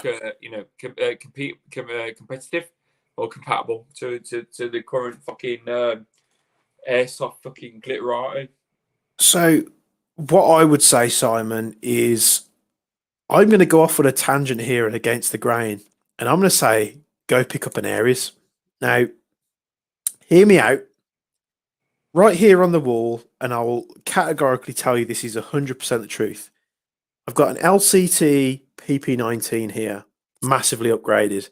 I've got a G&G MP5 SD here. Every part of it is upgraded. I've got a KWA QRF Mod 1 up here, massively upgraded. I've got a Cyma SVD up here, massively modified and upgraded. TMMWS, I love it. It has had some upgrades since I've owned it. It's got a new barrel and hot rubber in it. MTW HPA, obviously we're not talking MTW because you've said that in the post here. Got another KWA just above my right shoulder here that's massively upgraded. Do you know the only gun on this wall that hasn't been touched internally? What is it? Here, Ares M45. It's an M4 that takes a Glock style magazine. It's an Ares branded gun. This gun internally hasn't been touched. It's been Cerakoted, so it's been Cerakoted green just to make it a little bit different. This gun has not been touched since I've bought it, and I can categorically say this changed my perception of the Ares brand when I owned one. 100%. And you can verify what I'm telling you right now because you can go through all my YouTube videos that are public content on the YouTube channel, and you can follow me when I say this. I reviewed this gun. As soon as I reviewed it, I bought one. And this gun is the only gun on the wall that hasn't been touched internally. And this gun to buy is like £300-ish. You know, you can get the cheaper XS model, which is, you know, £199 to £200, I think, roughly. You get like metal externals and plastic externals. Internally, they're exactly the same. But Ares is a massively underrated brand. And I'm sure if we had Luke on the stream from Negative Airsoft, we'd have a great debate about Ares because I know he's not a fan. You need to get him on the stream because I think he is. I think he'd be a good example of what it's like to dispel the myth between retail and actual. So, right. I would love to get Luke on the stream because we'd probably hash out like. I mean, we'll get a fucking worded edgeways. Jesus, I did a live stream. I'm surprised you've done streams before on Arabs and you've called people out saying, do you want to join the stream? And tonight we said, guys, if you want to join the stream, just let us know. And nobody's took us up on it. I think people on streams, they're a little bit like apprehensive. And then obviously the last couple of streams have been a bit like confrontational. Right, next batteries, not included subject. Because I've only got so much brandy before I fucking shit myself and go to sleep. Okay. Well, we're just going to go in hard on the last topic. Okay. WTF is Arabs. Oh, fucking hell. Fuck. Let me just drink some more brandy before I answer the fucking question, honestly. I tell you what, Andy. How many people have you got watching on Arabs right now? Fuck knows, 5 or something like that. 5 people on Arabs. I say let's get someone before we leave because it's not going to be long from now. Let's get someone from Arabs on stream. Come on, guys, you can do it. They won't. If it's the best airsoft group on Facebook, get on stream right now. It's not unexplained what Arabs is, and it's not the best or the worst. Well, you know, you got users here saying best airsoft group on Facebook. They will, and it's like a cult following. You go for a piss. You go for a piss, and I'm going to drink this, and we'll talk about Arabs. And if anybody's like fucking stayed, because we were on like for nearly 3 hours, like it's like fuck me, and even Star Wars isn't 3 hours long. You can tell we built viewership up, and it was like sort of the 19-20 mark, and then it kept rising, and it kept rising. And it was like 40 odd people, then it just plummeted down to 19. I think it's like when we had Dave on Arabs, it was like 70 or 80. And I think there were only 2 things that people wanted to know about Dave Custom Airsoft, which is why do you charge so much for your SA80? And do people think you're a racist? You know, that was the only 2 things that people fucking tuned into. Was it fueled by controversy though? Was that why people wanted to chime in? There you go. And you know what? Arabs is encased in controversy. Oh, fucking good for them. Arabs is encased in controversy because it calls the people out and it wants answers. And to be honest, most of the time, Andy, call it where it's due. You get answers on the controversy and you get people on stream. So what more recognition do you need that Arabs is actually doing its thing? Well, Arabs is only like fucking between 1 and 10% of the UK airsoft community, and it is those guys who are maybe slightly older in age or slightly older in airsoft experience, and they probably like people like Bill Hicks from a comedy point of view, and they're a little bit like, oh, we're not going to be subdued by advertising or hearsay or reputation. That's to put it in a nutshell, that's what Arabs is. So the first thing is Arabs is a platform for people that see airsoft in its wider perspective. And the other aspect of it is people that are so pissed off with parts of airsoft that they would never go back to the site or the manufacturer or the shop, that they're that pissed off with it that they would go back to it.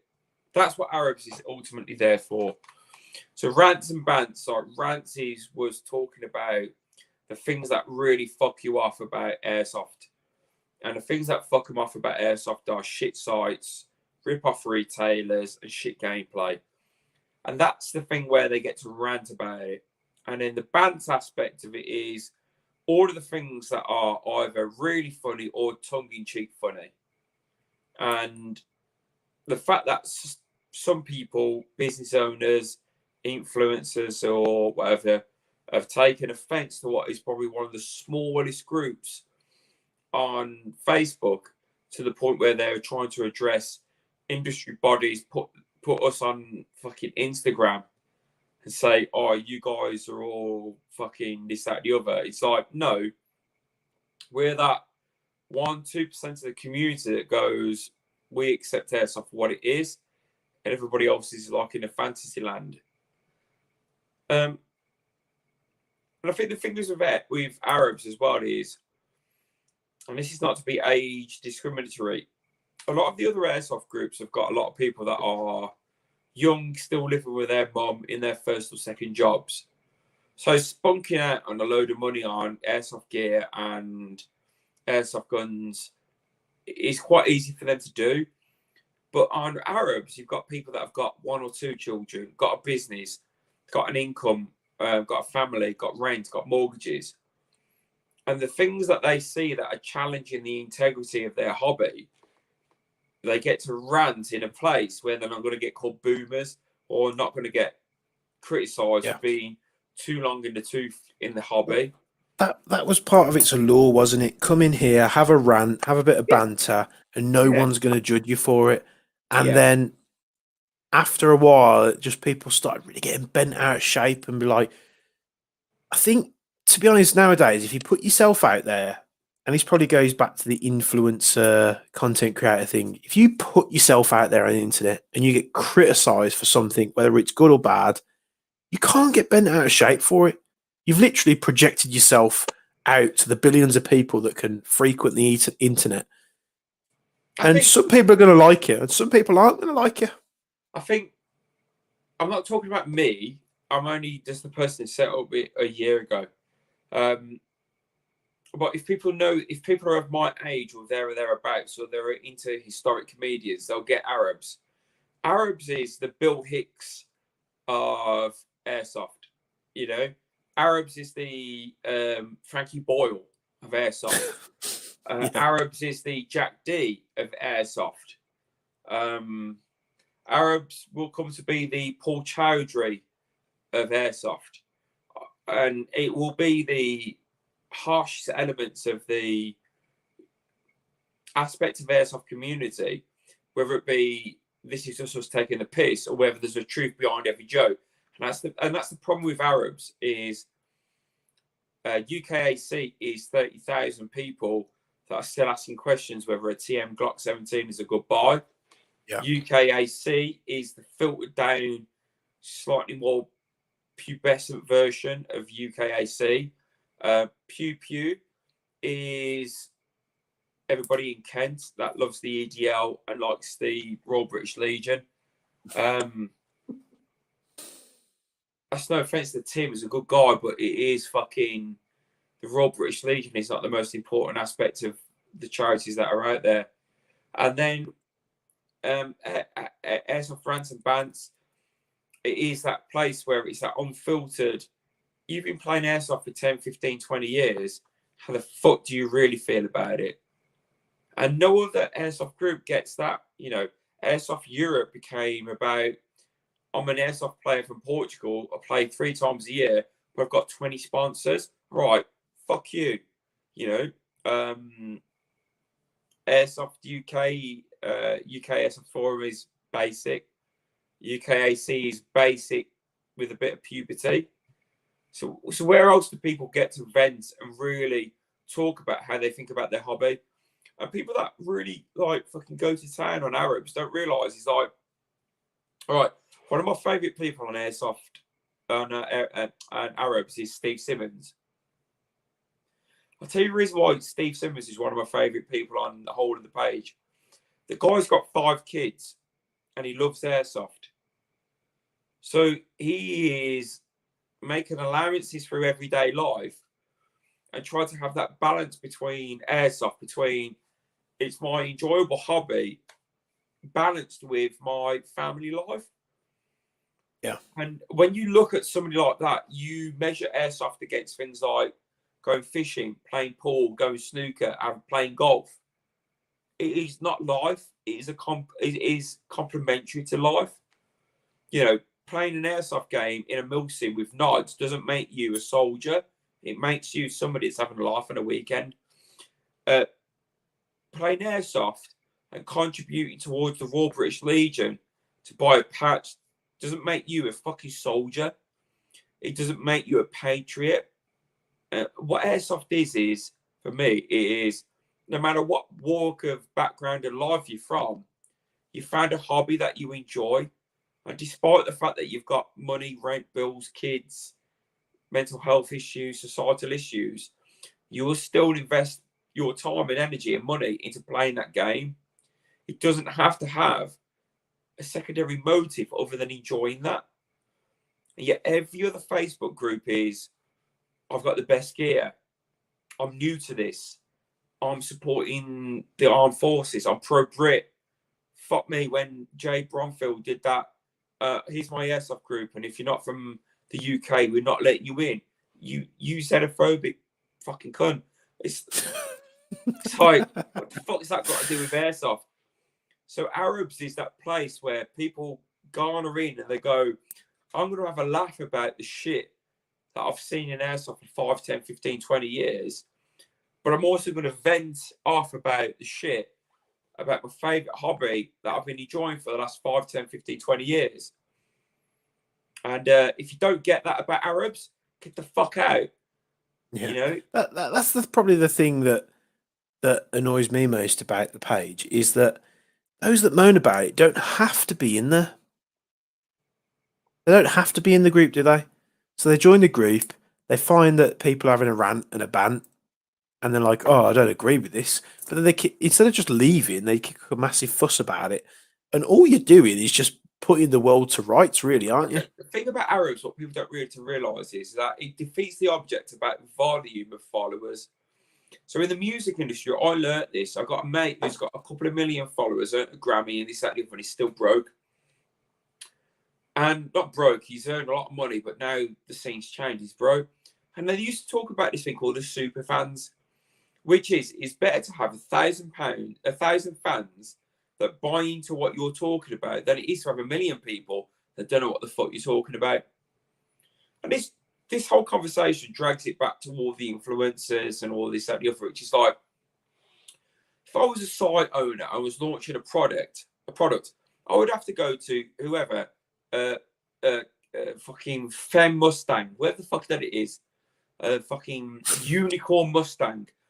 And I'll have to turn around and say, all right, listen, I'm putting 100 grand into launching this business strictly for marketing, but can you evidence your return on investment?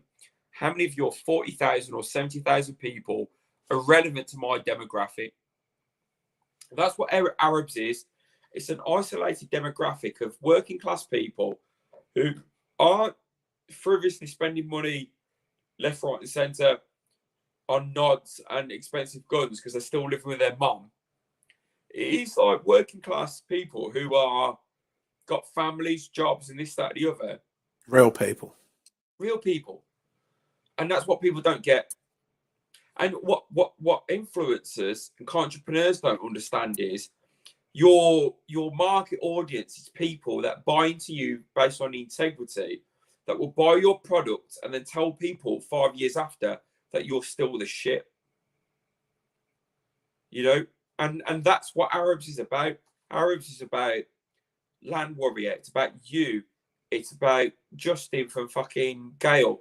It's about You know what's crazy is, you know, the whole topic is about Arabs, and I wouldn't say, I don't know if he's a customer or not, but I had someone message me, I think it was on Instagram, say, I chimed into your live feed last time, and I think he said to me, I think you need to be careful on the people that you affiliate yourself with. And I was like, what do you mean? And he said, well, you were doing a stream on your YouTube and you were part of the Arabs page, and the Arabs page isn't probably posting yourself in the best light. And I said, then you completely don't understand what the Arabs page is about. Yeah. And the thing is, me being part of that page isn't the problem. Me being part of that page is being want to be part of the rants and the bants thing and just having a bit of a laugh with like-minded people, poking fun at people without people getting bent out of shape for it. And I said to him, I said, the reason that you've asked me that question, I said, he's part of the problem. You have to ask yourself, as somebody that, do you want to be associated with somebody that's played the game for 3 or 6 months and then fucks off and picks something else? Or do you want to get yourself embedded with people that have been in the industry playing the game as a business player or whatever for 15, 20 years? Because that's the culture of Airsoft. You know, let's mirror this against the dance music industry that I'm from. There are people that have earned £1 million in 1 year and not earned a penny the next.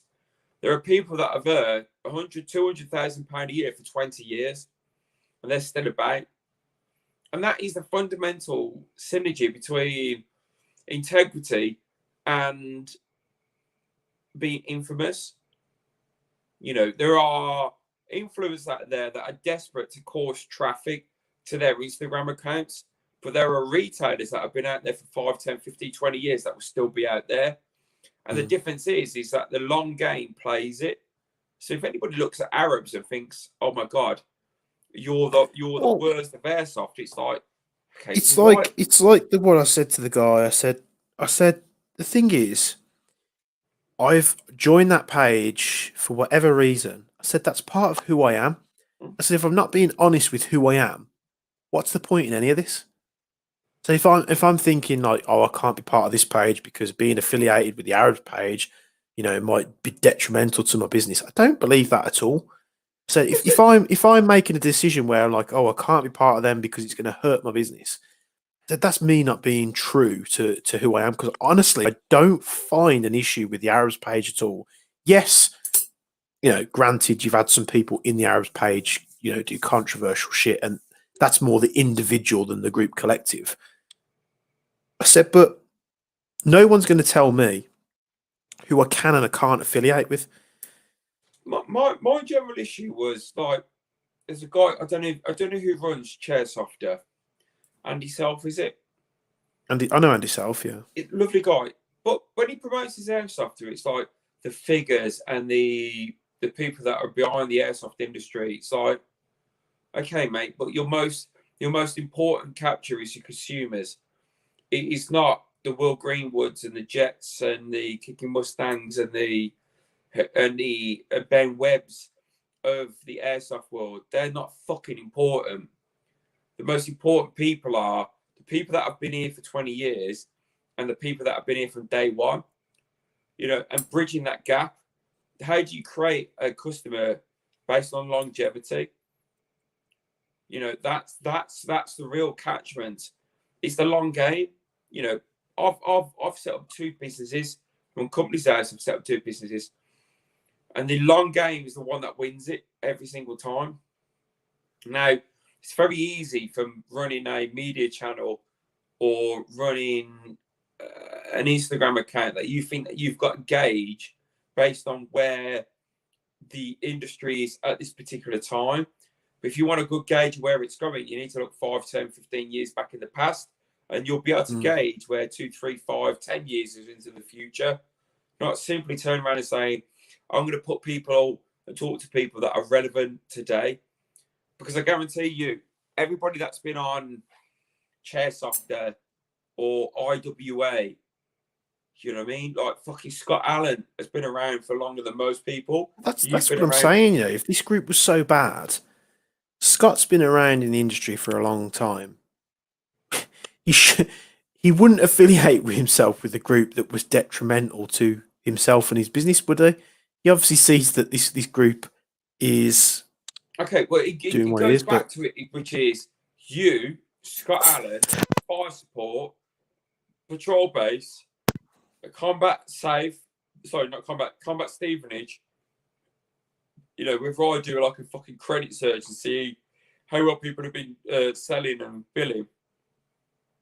All of the people that are surviving in Airsoft year after year have got fuck all to do with influencers. Whatever the fuck that influencers have got to say about the Airsoft industry does not determine the direction of whether retailers and sites keep open. What do you think about that comment there, Andy? What's that? Arabs are the Trump supporters of the Airsoft community. Where the fuck did that come I don't know how to interpret that at all. Okay, I'll interpret that. So, for a long, long time, I didn't like Donald Trump until I realised where his standpoint was. Donald Trump was going, I'm not going to succumb to having lots of people in a wider community determining what the outcome is for the smaller minority. And his was, I'm not going to let the rest of the world determine what America's outcome is.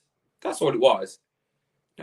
Now, Donald Trump is a knob with all of the best intentions. But what happens is you get people talking with the best intentions that act like knobs.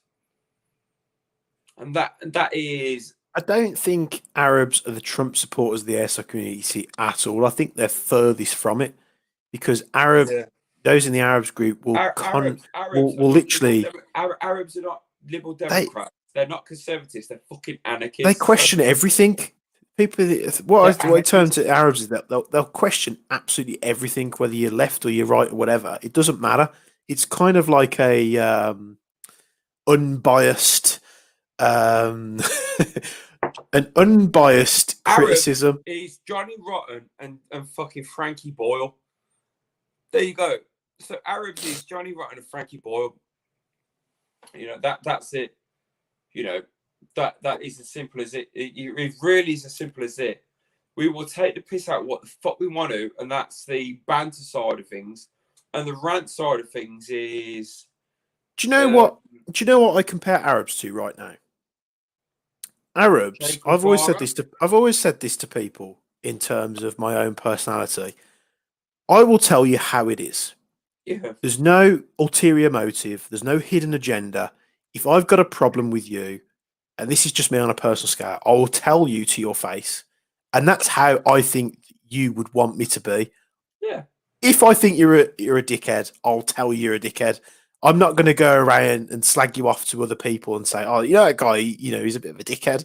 I'm going to tell you straight to your face what I think about a certain situation or about you. And I think that's what Arabs is, because Arabs doesn't care. If you're something, they're going to call you out on it regardless. There's no hidden agenda. There's no ulterior motive. There's a little bit more to that. Arabs has become a demographic of people that you shouldn't really ignore. You know, if you're 17 to 21, but you're still living with your parents and you're on minimum wage, you haven't really got the buying power to determine whether you're an effective consumer in Airsoft. Do you know what I mean? So when you get to 30 to 50 and you've got credit cards, you're able to get fucking loans on Klarna, all of that shit. 30 to 50 with an expendable income is the demographic that anybody in an Airsoft business wants to go for. And guess what fucking Arabs is? It's people from 30 to 50 that want to spend £1,000, £2,000 over the course of the year on decent gear, decent guns, and decent kit. So if you want to have 28,000 simps follow you and ask whether this Glock 17 from Wii is good, be my fucking guest. Yeah. You know, if you want to run a tits and fanny Instagram account and try and sell a shit grenade to people, to a bunch of simps, be my guest. You know what I'm going to do right now? I'm going to prove, or I'm going to call out Arabs as a thing. If you're on Arabs, criticize me or Bespoke in any way you can. And I will show you how not to get bent out of shape when someone mentions you or criticizes you in any way. I will welcome it. You know, if you've got a problem with Bespoke, criticize me or say it right now in the comments. And I will happily take the criticism. If you say, oh, well, your postage is rubbish, you know, we wait forever to post something out, or, you know, your customer service is horrendous, I can never get hold of you on the phone, call me out on Arabs and I will gladly address the issue. But I'll do it in a way that's like, you know what, guys, if you honestly think there's a problem, there's a problem. And I think that's why you know, airsoft influence content creators, entrepreneurs, airsoft retailers as a business, upgrade services, airsoft sites, they should take that on board and go, you know what, if people are voicing that opinion, then there's obviously grounds for them to voice that opinion. You know what I mean? Do you know what I'm trying to say? Yeah. And I think it is 80-20. I think it is 20% of it is some particular airsofters expecting too much, and 80% of it is manufacturers, retailers, suppliers are doing the best that they can. You know, but there it comes back to, you can all cycle back to what we've been talking about. There is a certain demographic of airsoft that wants instant gratification. You order something from Bespoke, if it's not there within the next day, like Amazon, you bunch of cunts.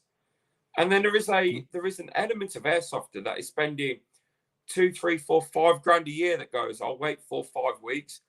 You look at the Milsim guys on some of the WhatsApp threads, not threads. They would turn around and say, Frebs. threads. They would turn around and say, Grebs. Is that like Grebos?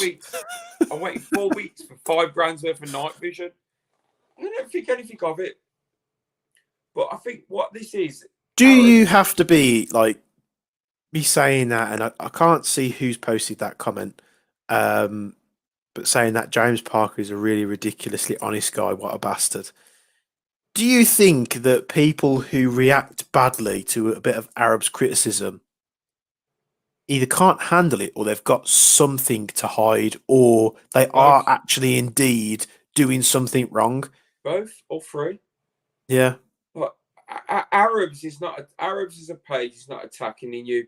They're attacking him. They're not attacking you. They're fucking questioning you. And there's only one airsoft influencer, entrepreneur, and this, that, the other, that will answer that question inadvertently. And that's that fucking James kicking Mustang. Arabs is like a safe space for people in airsoft that have been through puberty. You know, it is that safe space for people that haven't spent 3 grand on a gun and realizing they're getting outranged by a rental. Mm. You know, so if you and the weirdest thing about like metrics when it comes to Arabs is only like 2,000 people. There's this thing in the music industry world where people are cluing on to the fact that you can have 2 million followers and each of those streaming on Spotify and you'll make fuck all. Or you could have 2,000 followers that believe in what you've got to say in your brand. And I didn't sell fuck all through Arabs. But when I look at the interaction on UKAC and people talk about something which has got some substance, you get 1 or 2 comments. I look on Arabs and it's like 70, 80 comments. 70, 80 likes, 230, 40 comments. Same with the femme fatale shit. And people are more engaged, and that's the thing that's missing. In the airsoft world, people think too much about volume and metrics, and they don't look at engagement and relevance. You know, Yeah. like this. people who want to white knight femme fatale, or they want to buy into the kicking Mustang sniper fantasy, or they want to buy into whoever dickhead from the Milsim world is talking about real steel application into Milsim. You guys are all fucking broke. You're all begging around for fucking change. We're all in a small group, enjoying our hobby, doing what we're doing with our regular life, talking about our hobby, and yet we're the people that are buying your product. You know, little Johnny at 17, who's worried about whether Novrich or whether he's the best gun to have, he's still sucking off his stepdad to try and buy that gun. And yet 2,000 people in Arabs is going, if it's good, we'll buy it. Because I'm earning 40, 50 grand a year. You know, and that's the thing that people don't get with Arabs. It's like, maybe if you actually looked at the small percentage of people that are a part of a demographic and that they can afford to spend money with you, you'd be more richer. And you wouldn't be asking sites £400 to turn up for a charity gig for a dying kid with cancer. And you won't have to argue the fuck about it. Do you think though, with that, sometimes we don't get all the information as to what's fully gone on? It's mostly because people don't deal with facts and metrics. Like with that thing you said there about the charity event, do we know what's fully going on with that situation? Do we know? Yeah. What's happened is one person who is self-employed trying to create a brand who wants to make 400 quid out of turning up to an event has been called out, and that 400 quid and questioning that 400 quid was more important than the rest of the brand. That's what it is. But what I'm trying to say, because I like to try and I've always been this way, and I think you've said this. Let's talk about you for a second. You've made £200,000 worth of sales, and then a grand's worth of those sales, send the product back because it's out of warranty. Would you write a message turn around about your personal experience that you've had with those people, sending those people guns back through warranty? You wouldn't. So don't be wrong. I look at this thing from two different ways. Okay. Perspective number one: if let's say you're a football association, you're doing a charity event for whatever charity, pick and choose you want. You say to David Beckham or somewhat famous footballer, that's the only one I know, so don't judge me. David Beckham, will you come in and attend this charity event? It's for a good cause, blah blah blah. Please come and we're trying to raise money, this, that, and the other. Can we get you to come to our event? David Beckham turns around and says, well, I'll come to the event, but it's going to cost you this amount of money. That would not go down well for him, would it? No. The media would have a field day with it, blah, blah, no matter what you think. However. You know why David Beckham didn't do that? Because he wasn't skint in the fucking first place. But perspective number two. Yeah. From day one, years back, David Beckham has had an interaction with a certain individual who's been trolling or whatever, or stalking or whatever, or just some load of personal shit that we don't know what's gone on. He then gets approached about this charity event. He's all down for a charity event, but the person that's asked him about it has been stalking him for 4 years. Mm-hmm. If you were put himself in his shoes, he'd be like, well, I'm all about charity and I don't mind doing that whatsoever. I'm all about a good cause, but this guy who's questioning me about it has been stalking me for 4 years, or he's been trolling me for 4 years. Instantly, you're going to want to go, well, I don't want anything to do with that, because there might be an alternative motive there. The weirdest thing about that is if you equate David Beckham and the whole team that he's got behind him to an Airsoft influencer, there's a league of difference between the infrastructure that they've got, between protecting themselves away from their brand and acknowledging the dickheads within the industry.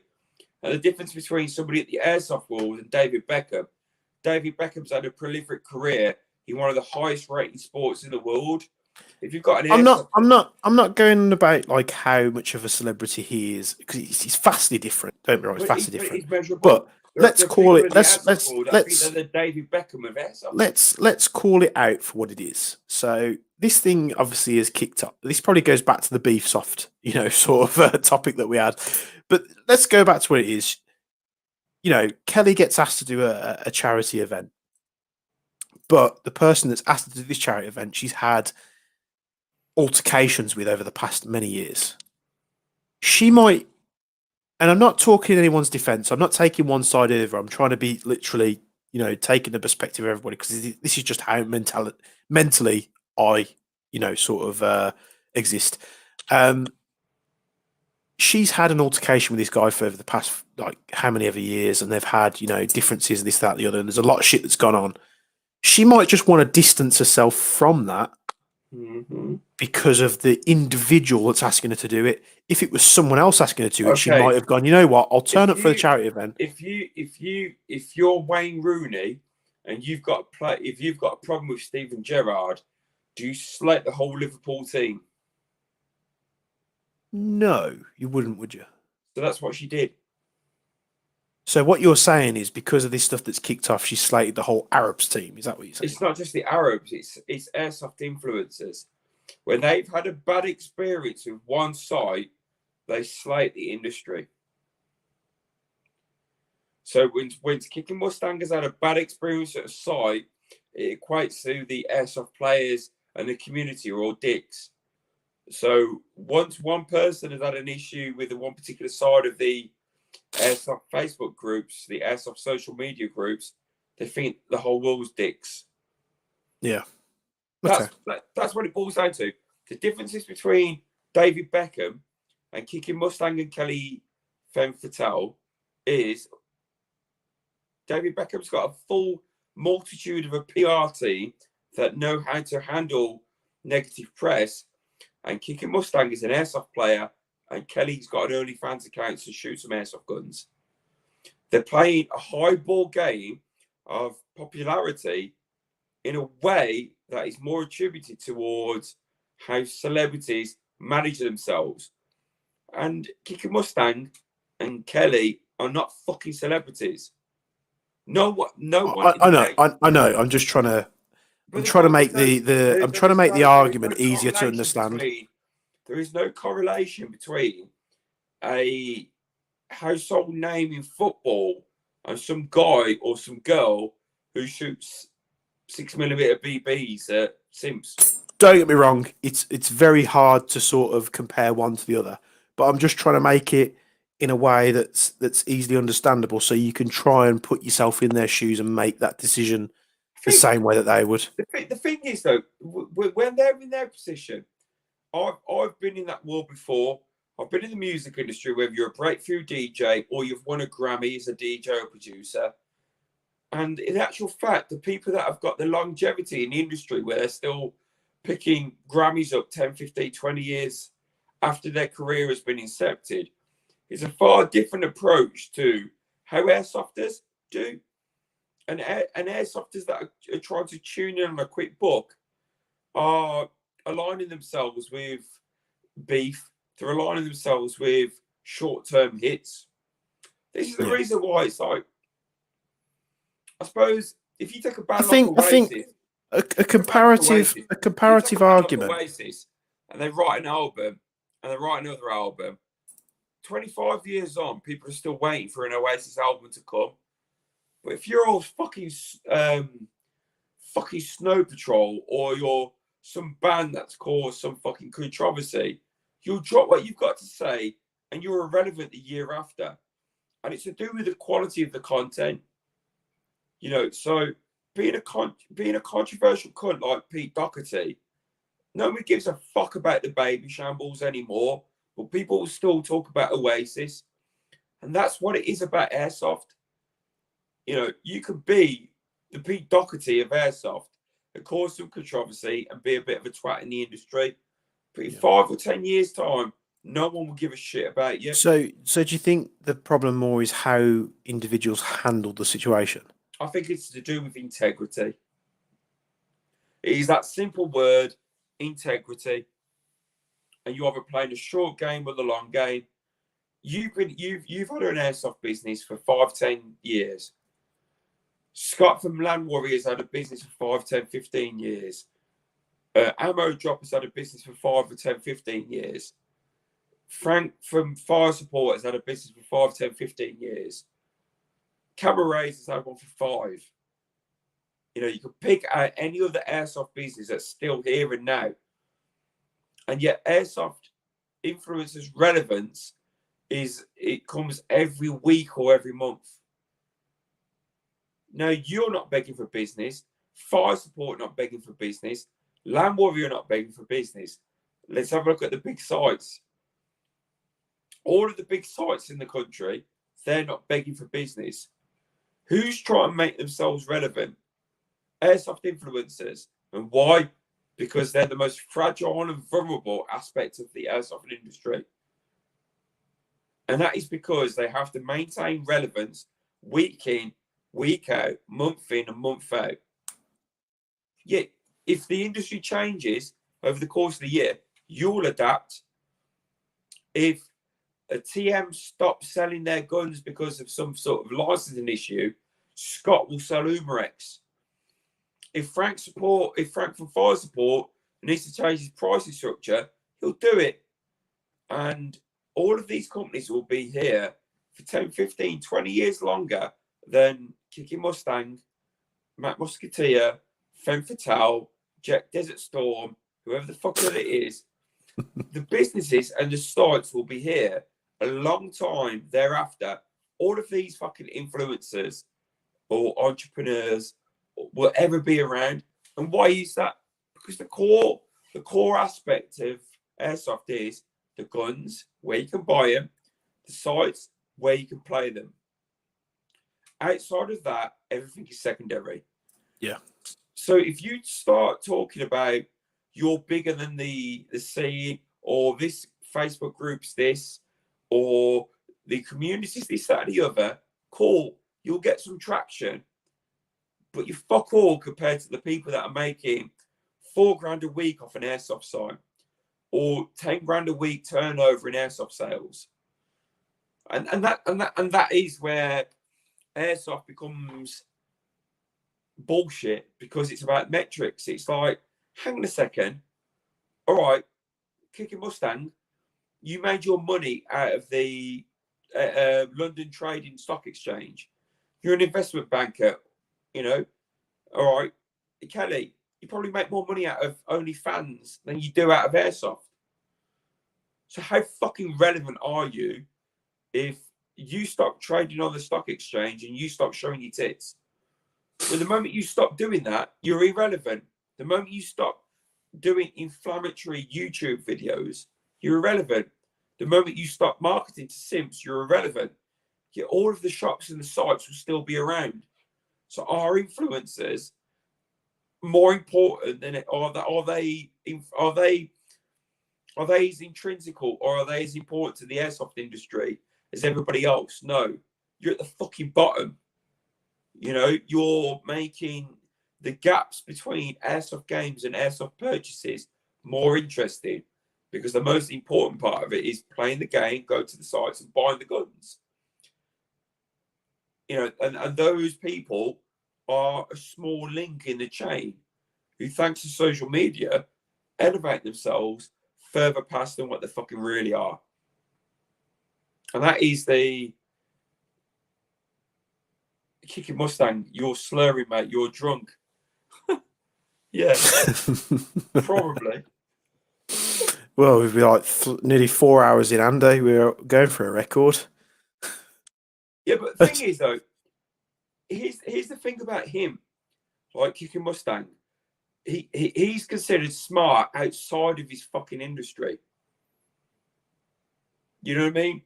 He can drop that fucking wink and that you're slurring, mate, you're drunk. But I know, and he knows, he's just as big outside of this industry than he's in. You know, so it's like, hang on a second, mate. If airsoft didn't exist, you'd still fucking survive. You'd still make a fucking coin. You know what I mean? You're so without the airsoft aspect, he's still going to be in a comfortable situation. Is that what you're saying? Yeah, he is. he's probably the smartest motherfucker in the whole industry because he doesn't have to buy in stock and doesn't have to fucking run a site and still earn a decent wage. So. Well, that's one way of looking at it. All right, James. If you could earn what you're earning now, but not buy any stock and not paying shop insurance, not paying rates on your shop, would you switch to another business model if you could earn the same amount of money than what you did than what is running the shop? I don't think you can earn as little as you can in the airsoft industry. So, like, you say go to a different industry. If I went back into the motor trade, mate, I would be earning, 4 or 5 times more than what I'm probably earning in the airsoft industry. Because, I mean, it's different because, like, let's say you're an employee of the airsoft industry. You go to work, you do your job, you come back, you get paid. If you're an employer of the airsoft industry, you're playing the long game, and that's very much what I'm playing. So it's an investment at the end of the day, isn't it? It's just like any business investment. You put the money in, you put the time in, and at the end of it, if you take a dividend, then happy days. So would I be? Yeah, the question, would I be more? Would I be better off in a different industry? I probably would be, but I'm doing what I enjoy, so that's the plus side for me. Okay, so everybody does. I've got a regular job, PAYE. Don't run a business anymore. I do what I do, and I enjoy my money and this, that, the other. I'm taking like tongue in cheek umbrage. You're slurry, mate. You're drunk. You know what? He needs to jump in on the fucking stream and set the record straight. The thing about James is he has got the power to mediate the industry. Do you know what I mean? He's got the fucking voice to mediate the industry. That it doesn't necessarily need to be about fucking putting clickbait titles and calling the industry out for the shocking aspects of the game and all of the social I still think we need to get James on and let him put his 2 pence in. No, I think that would be eye opening, to be honest. If we saw it would, but you know what? It would be great for him to switch off and being Kicking Mustang and fucking being James Bailey. Let's not invite Kicking Mustang on the show. Let's invite James Bailey on the show. Instead of say, "Oh, you're drunk, you're fucking slurring your words," like this is like fucking true serum. Maybe you would be more. I've always said, if you want to know somebody deep down inside, get them drunk and talk to them, because people will speak. What's he saying? Oh, come on. Yeah, you know what? So I tell you what, within the next 2 weeks, let's name a date. Yeah. Before Christmas, let's name a date. Let's get him on. Because I'm interested. I'm interested to talk to him. And this is the thing about it. I was unconvinced about Kicking Mustang, and there's 2 people who I hold in very much high regard who turn around and says, "Andy, he's not the guy that you think he is." And they talk from outside of the airsoft world. Do you know what I mean? They turn around and say, "All right, I know him from one aspect, and from another, and go, that's fuck all to do with airsoft." Okay, hang on. We're on. Oh, come on. 4th. We're on the 4th of December. Yeah. Next weekend, I think I turn 31. I think it's my birthday next weekend. How old is James Bailey? Is he like 63 or something like that? 63. So I'm going to say between the 18th and the 20th of December. Yeah. Let's try and get him on. Someone here on the Arab stream doesn't think he has the stones. Doesn't think he has another week. The thing is, so the only way I would engage with him is if he is talking the same way that the people that respect him outside of Airsoft talk about him. Because it's almost like, I can explain it. It's almost like a ventriloquist. You know, when you're talking to the person that's got the hand at the puppet's arse, but you're not interested in the puppet, you're interested in the ventriloquist skill. Andy, yeah, let's call him out, and let's say between the 18th and the 20th of December, which is not next weekend, it's the weekend after, come on the show. Yeah, good. Well, let's chew the fat. Let's chew the fat. Let's talk about anything and everything controversial. Let's meet the real James Bailey. Yeah, but the thing is, he needs to get a few of these down him. He's accused me of being, oh, you're slurring your words. It's like, yeah, of course, because I've been drinking for like fucking 3.5 hours. What do you expect to do? Fucking shit. Mate, I was drinking before I came on the stream. I've done a bottle. So when this ends, I'm just gonna absolutely collapse. But you know, if you're up to it, James, let's do it. Yeah, get through your agent. No, but I've got this little gut feeling, like not so much femme fatale, younger men, full of vibrance, full of energy, got a fucking point to prove.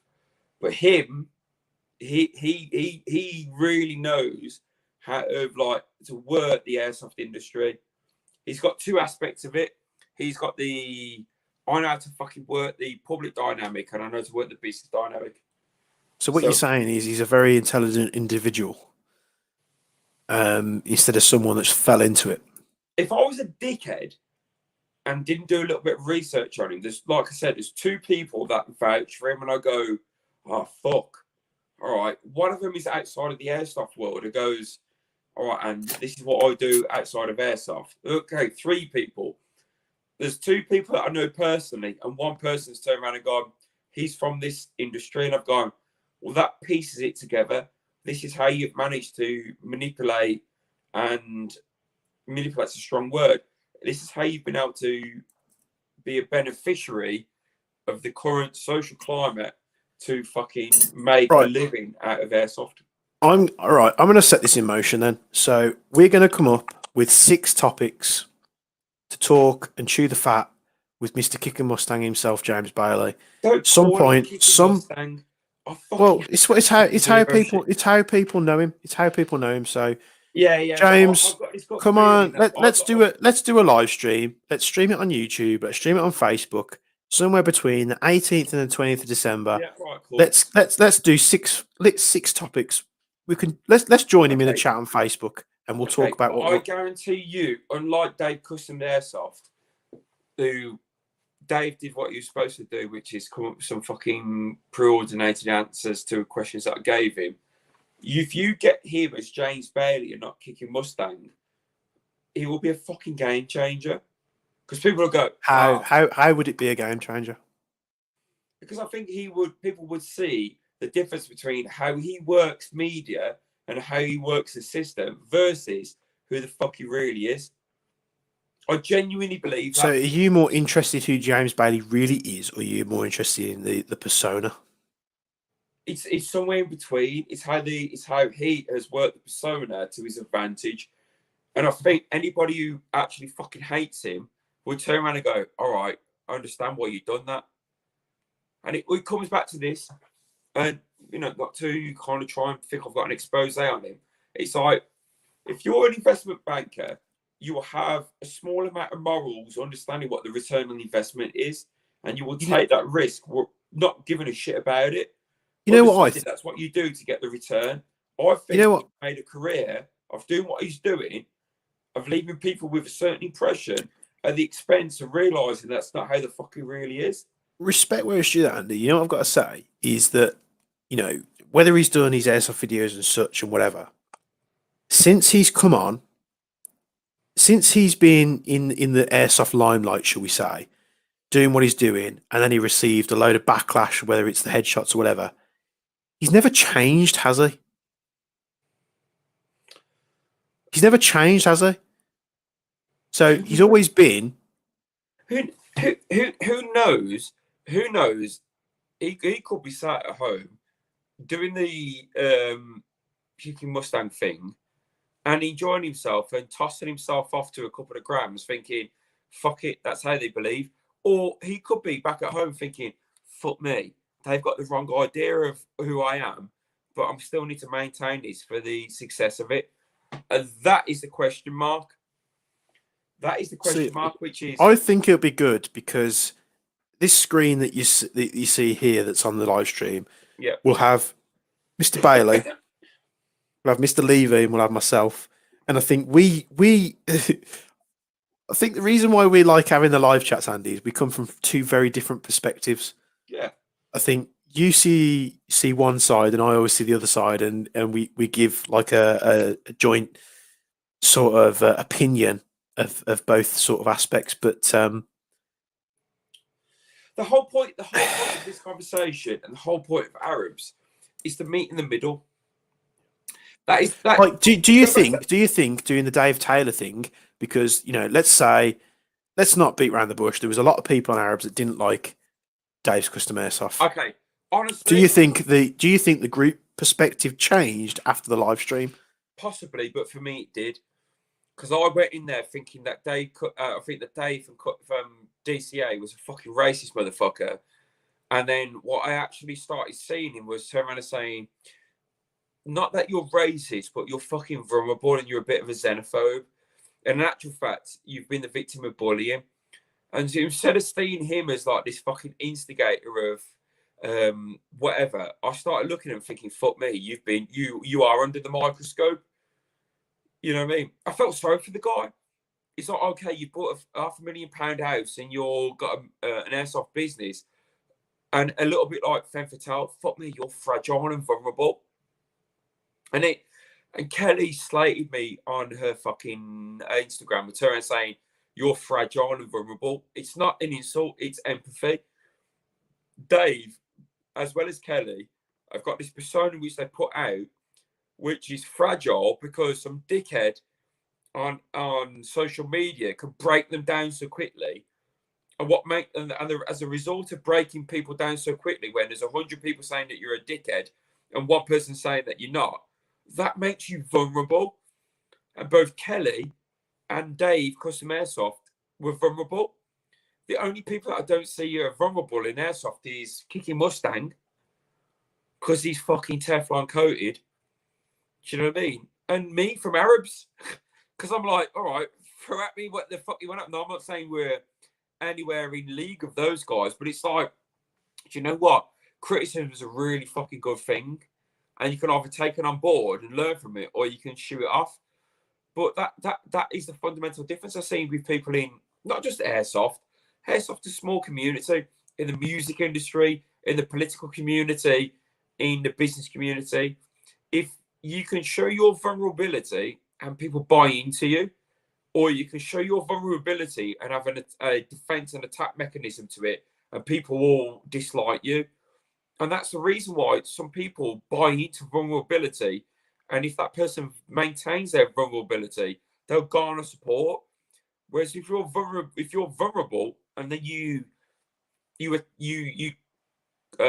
contravene or you compensate that with arrogance, you still got the same amount of people that dislike or like you. And for me, when Dave came up on Arabs, it was like, shit, I thought you were one way, but you turn around and said that you get affected by bullying. And with Dave, I was like, okay, so your humility is meeting your vulnerability.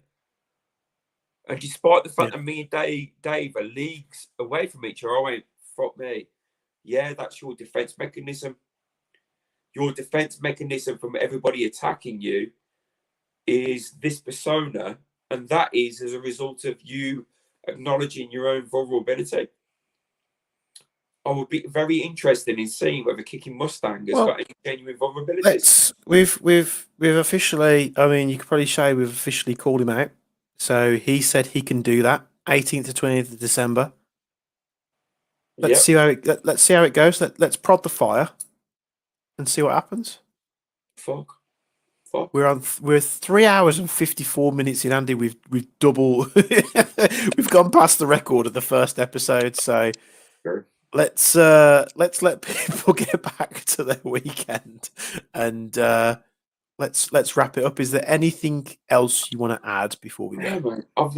Let me just see. I've gone through half a bottle of my Hennessy, the Truth Serum. I think I'm like a bottle down a Disaronno. I just completely cleared it. Nice. It's done. I think I've papered over the cracks if anybody to think that I had a personal vendetta against Femme and the fact that old James has turned around and said, "Do you know what? I'll step up to that." And I do genuinely hope. I've got this gut feeling that the persona that he gets on your stream in Arabs is fucking very different to the one that he puts out on his own personal network. This could be enlightening, then, couldn't it? Really? Yeah, I'm not his fucking agent in any way, shape, or form. I've just got this gut feeling that the perception that people have got is wrong compared against what he's trying to put out, and all of the other shit that people talk about him, going, he's done this, he's done that. Well, whatever. We will definitely see. So let's dial it in. Sometime between Friday the 18th and the Sunday the 20th of December.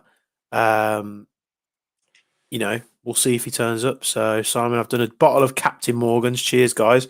Thanks for drinking with us. Bloody hell, Peter Bates.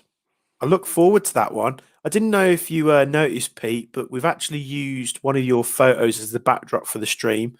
So if you don't know Pete Bates, he runs Airsoft Project on Instagram. Go check him out. He makes some absolutely amazing in-game photos. The guy's skill is absolutely unreal with a camera.